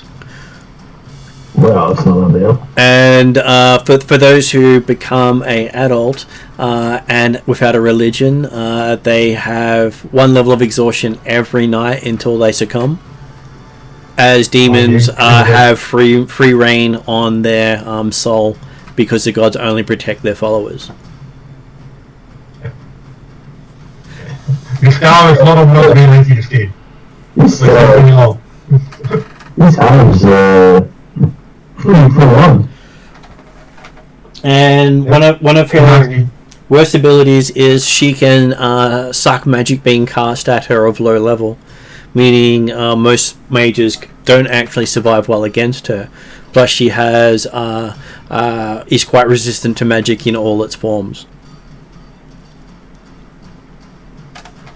So, not something to take on lightly.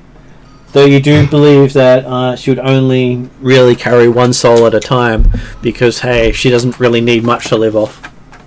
No. Well, in which case, we've got what we came for. Now, if you'll give me time to look, we'll work out the way out. Well, surely we go back into 7, out through 4 or 5, Well, and then we're done. We're in 7 at the moment, but 7 does not have a portal. Magic portal. So the case of either there's a secret door behind the pillars leading that opens up into the corridor that leads into the main part of the Oh, okay, yeah, got it. Or it's a look at the pillars and try and activate a portal in the room to actually get out. So give me an investigation check on the far wall. Investigation, did you say? Yep. 15.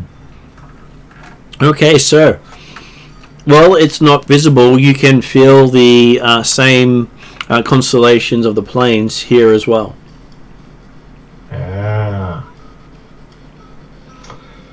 And we presumably I'll be working with disadvantage if I can't actually see the symbols. But can I work out whether or not they've been misplaced and need to be rearranged, or They have been misplaced, and considering you have dealt with these symbols twice already, it's not that hard to figure out which one's which. okay? Even though I can't actually see them, I can do it by touch. You got it. You got well high enough on the investigation. I'm giving you that. Harmless. Okay, well, he will. He can take time to do it because he now knows how it's done. Yeah. And obviously, Dimitri's perfectly happy to take time.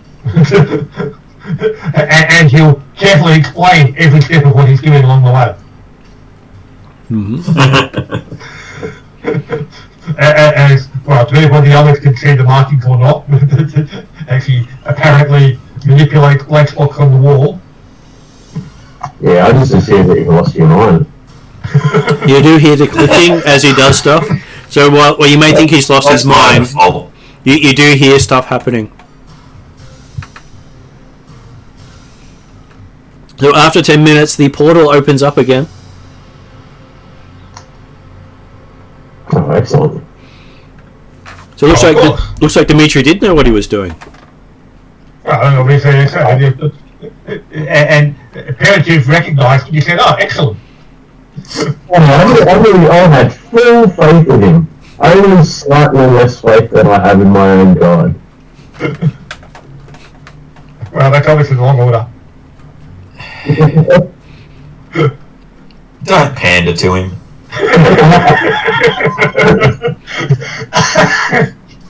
I'm sorry. Hopefully, I'll learn not to encourage him too much. He has apparently helped us not starve to death, though. He has. Yeah. I'll give him that. Well, realistically, and I think one of the most frustrating things for all the characters and the other players is that he's actually almost as good as he thinks he is.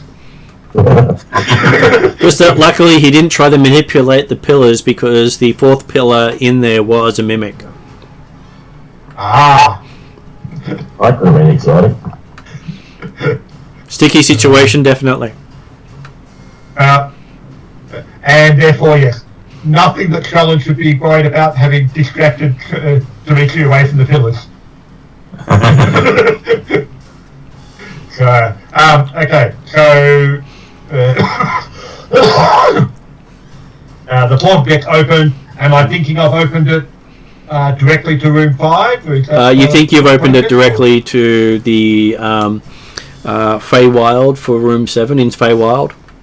Yeah, and therefore we've got the corridor that we can go through to get back into the main part of the sewers. Allowing you to do it in reverse. That's right, and so then we'd have to go to room 6, presumably, to get out of this one. Or, actually, no, so we can activate the controls in room 3 to turn the portal around in room 5. Is that right? The last time you came through here, when the Mortal World went from Mortal World to Feywild, room 5 was a one-way and room 7 was a one-way. So you'd assume that room 5 and 7 are both one-way again, just going the other way. Yeah. Oh, well, so yes, that's right, because it was coming from the other end. Although, well, yeah, no, my thought was the fact that coming from the real world to the Feywild, room 5 was a one-way in that direction. As was room 7. Although we didn't actually look at room 7 carefully at that point in time. Oh, but room 7 was a one-way from the Feywild back into the real world. Yeah. And you think if you turn them both if you turn one the other way, both will probably turn the other way. Yeah. Either way, then, Dimitri will confidently go down from room 7 down towards room 6 to encourage the party to go back through the portal from room 6 into room 6 of the real world. So when you go down to room 6, you see that there's still nothing there, and then you remember there wasn't something here previously. Oh, that's right, yes, I've got to go and actually activate it in room 4, don't I? You think if you do activate a portal here, it will take you straight to the Fey Dark.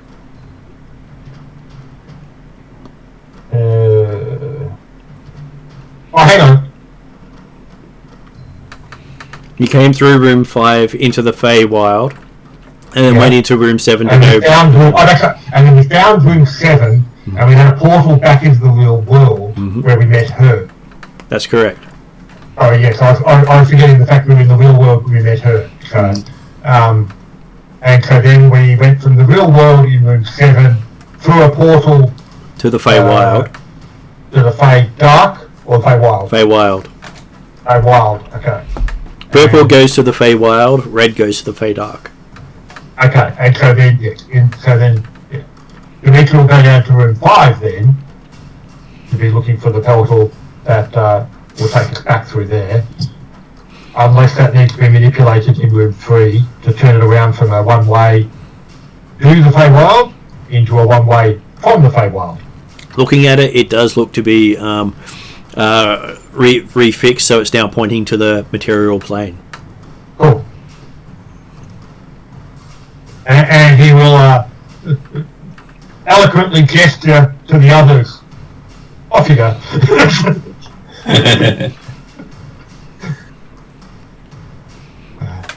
And can we see shadowy Drazzle? You see can shadowy Drazzle on the other side, like in this room? we can see a shadowy Druzzle in this room. Yep. Okay. We shall then go through the portal and return to Drazzle, and then. Did we what lightning damage? Not coming this way. Dominic just mentioned you kind of reminded to say that Heretics is actually quite significantly damaged at the present time. But hey, that's not something Dominic is concerned about. Well, is there a way to heal Dominic? Well, I don't know if we've actually got a healer in the party right now. But Paladin is a healer. yeah, the Paladin is a healer. Yeah. So feel free to and you're heal not going to have to. before you jump through the portal. But you took that okay, so you're saying, okay. Heritage is a bit hesitant about walking back through the portal that caused him significant lightning damage when he tried to walk back through it last time. So, but okay, if Heritage mentions that, hey, that doesn't work, I couldn't go back there, I said, don't worry, I fixed it. Well, I would rather And no, you don't have to do the same again. Imperative buffed his hit points in order to wear any sizable damage. Yeah. Don't feel sorry about the fact you missed it, because it's not something Dimitri would have actually told you. It says, hey, obviously he fixed it. It wouldn't send you into a trap by any sense of imagination.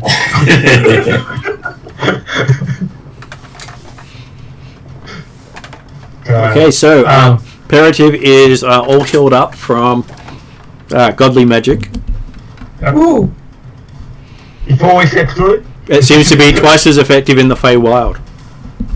There you go. And yeah, so we return, and Dimitri will double check his bags and did he get him back on Drazzle again, and he saw that Drazzle didn't actually go rummaging. Well, it looks as if Drazzle's been here quite a while, as there's discarded packets of food all over the place.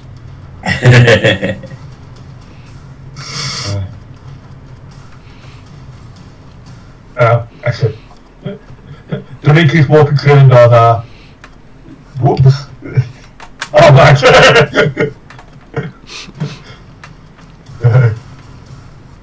Well, yeah. No, what parents hasn't necessarily worked out with Drazzle has been that, okay, if there's packets of food scattered all over the place, it means we've been gone at least 10 minutes.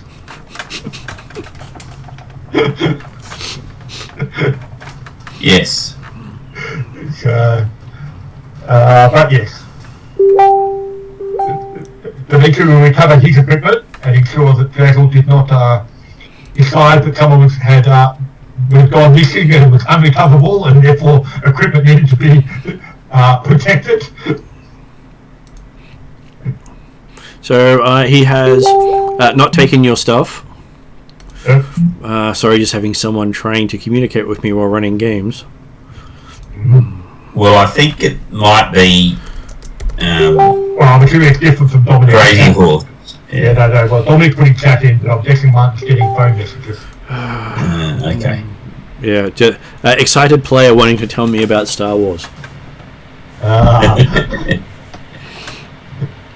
They forget that I run multiple games. Good that they're excited. Well, also they can't see this chat running on Discord because it's hidden to players who are in the game. Yeah. Okay, so yes, Drizzle looks up and then sighs and starts clearing up as you come through. So we didn't have to make a saving throw? You did not have to make a saving throw. You need to make a saving throw to force a portal the other way. Okay. As force of will can get you through a portal where otherwise you can't. Okay. Don't you trust Dimitri?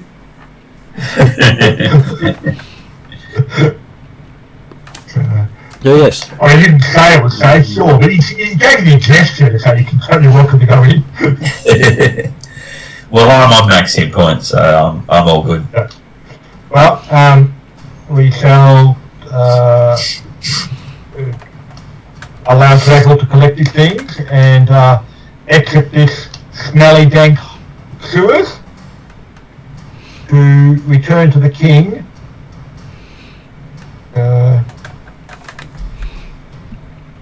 So returning to the king, you find that a week has passed since you went into the sewers.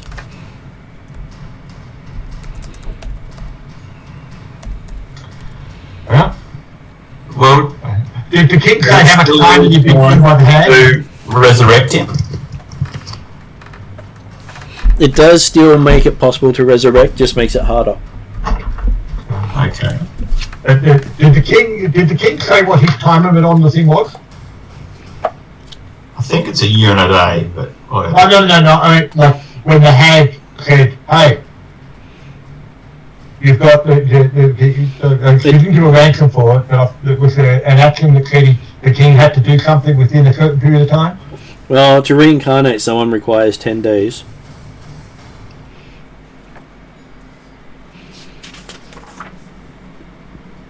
Raise dead requires 10 days.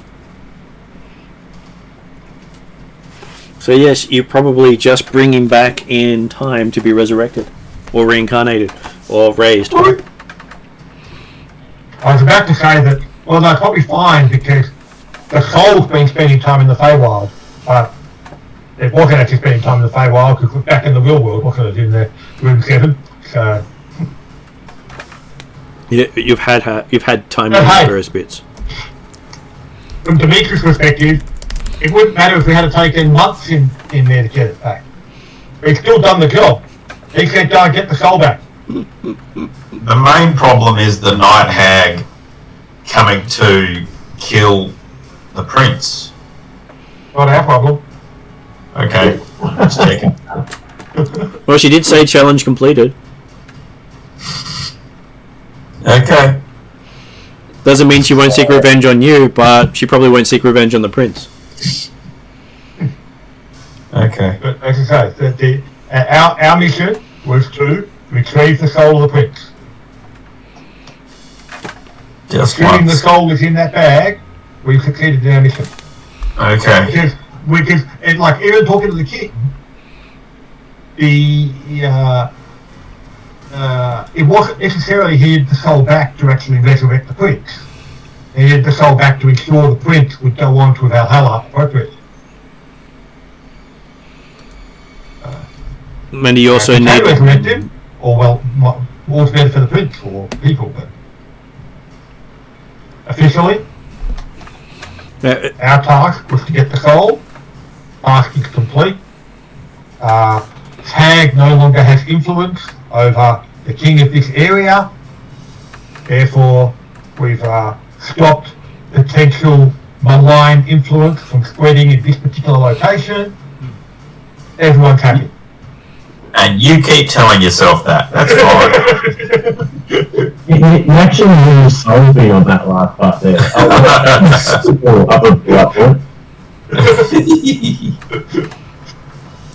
Though you did think you could have freed the prince by opening the bag. Ah. What can our job? We returned the soul. And hey, bonus points. We've given the king the soul bag, which obviously means the hag can't use it to steal another soul again. That is true. Yeah. Hey, there's one thing I know about hags. They cannot ever get a second bag. Yeah, you keep telling yourself that. I'm sure her next bag she makes will have no, designs against you whatsoever. So, No, I was like malicious in the scenario where she does try to steal another bag and she starts patting all of the pockets furiously like, damn it! I'm sure she would come prepared. maybe she'll come with her sisters. Yeah. Bring the rest of the coven. I'm glad I'm a monk and not a paladin. So, yeah. Carry on. Oh yeah, I'm probably in trouble. It's one mission in, and I've already potentially created a real reoccurring villain who can instantly. From any of 6 worlds, just appear out of nowhere. Just saying. Hey, considering some of the villains that we've pissed off already so far, Dimitri's not worried about the hag. Dimitri's still worried about his ancestor who goes by the name Dracula. Right. Well, Oh, yeah, I think doing a magic ritual, a ritual circle, before you go to bed at night, might be a good idea. well, but in some ways, even Dracula's not Dimitri's worst concern, considering the attention he got from Thanatos when we were in the Hollow World. There is that. The god known as the Grim Weeper is one of the most powerful of the entropic gods, or the gods of darkness. And he now knows Dimitri's name. Well, naturally, everybody knows Dimitri's name. But he does know Trellon's name as well. Although he thinks Trellon's a halfling. Doesn't everyone? Well, he's short for an elf, so almost a halfling. Yeah. So the king asks, what do you ask for in return now that you have returned his son's soul?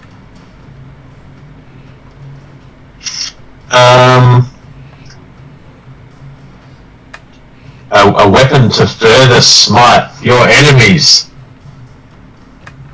That's what I'd like. He says he might be able to arrange something suitable.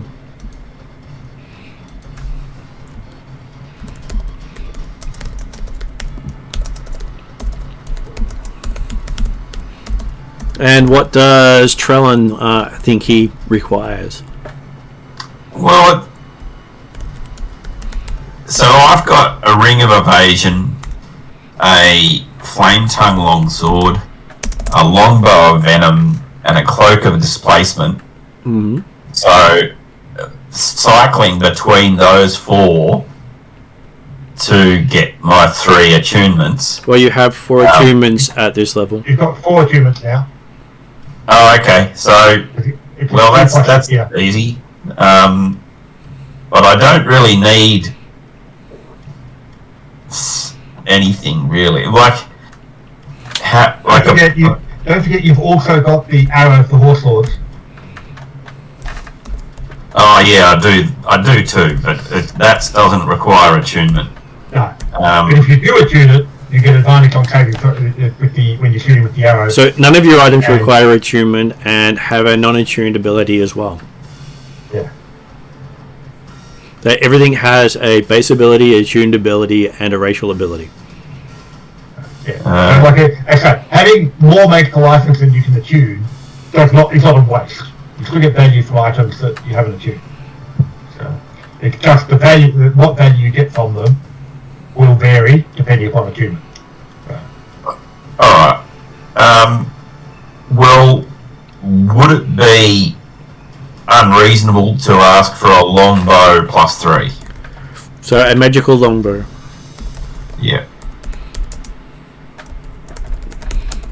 He doesn't know what this +3 means. Jesus. A powerful magical longbow. It just shoots 3 arrows at once. The last time someone asked for a crossbow, their bow swore at them. They got a standard short bow. They swore. But it was a magical crossbow because it was Absolutely. a bow that was yelling at you in curse words. And absolutely with magical bow. Then what does Dimitri? I don't know how to describe it. Well, magical bow sort of fits with weapons to smite his enemies. How does Dimitri request something? It's the maximum power. The king might not be able to give you a legendary item. Remember, in this there's +3 about as good as magic weapons get. That's right. Dimitri says, it is really wonderful that the evil has been vanquished in this land and that your influence can be continued unmolested. So he We'll says be on our way. Does this mean you do not wish anything of the Kingdom of Vestland? Okay, exactly what he said. Yeah, but Dimitri's a humble soul. Yeah, of course. Obviously, as part of that statement, he said, yes, it is for myself, Master Dimitri Dimitrios, it is more than enough to know that the land is now safe again, having had the hag dispelled and the soul of your son returned by my hand as Dimitri. And obviously he's deliberately putting his name in half a dozen times so that therefore, yes, if nothing else, it'll be known who did the job. So you wish for a statue in your name and a story to be told? There is no requirement for anything to be done. It's really marvellous that evil can be vanquished. So if we find more evil, we should send for you directly? Well, I'm always willing to help.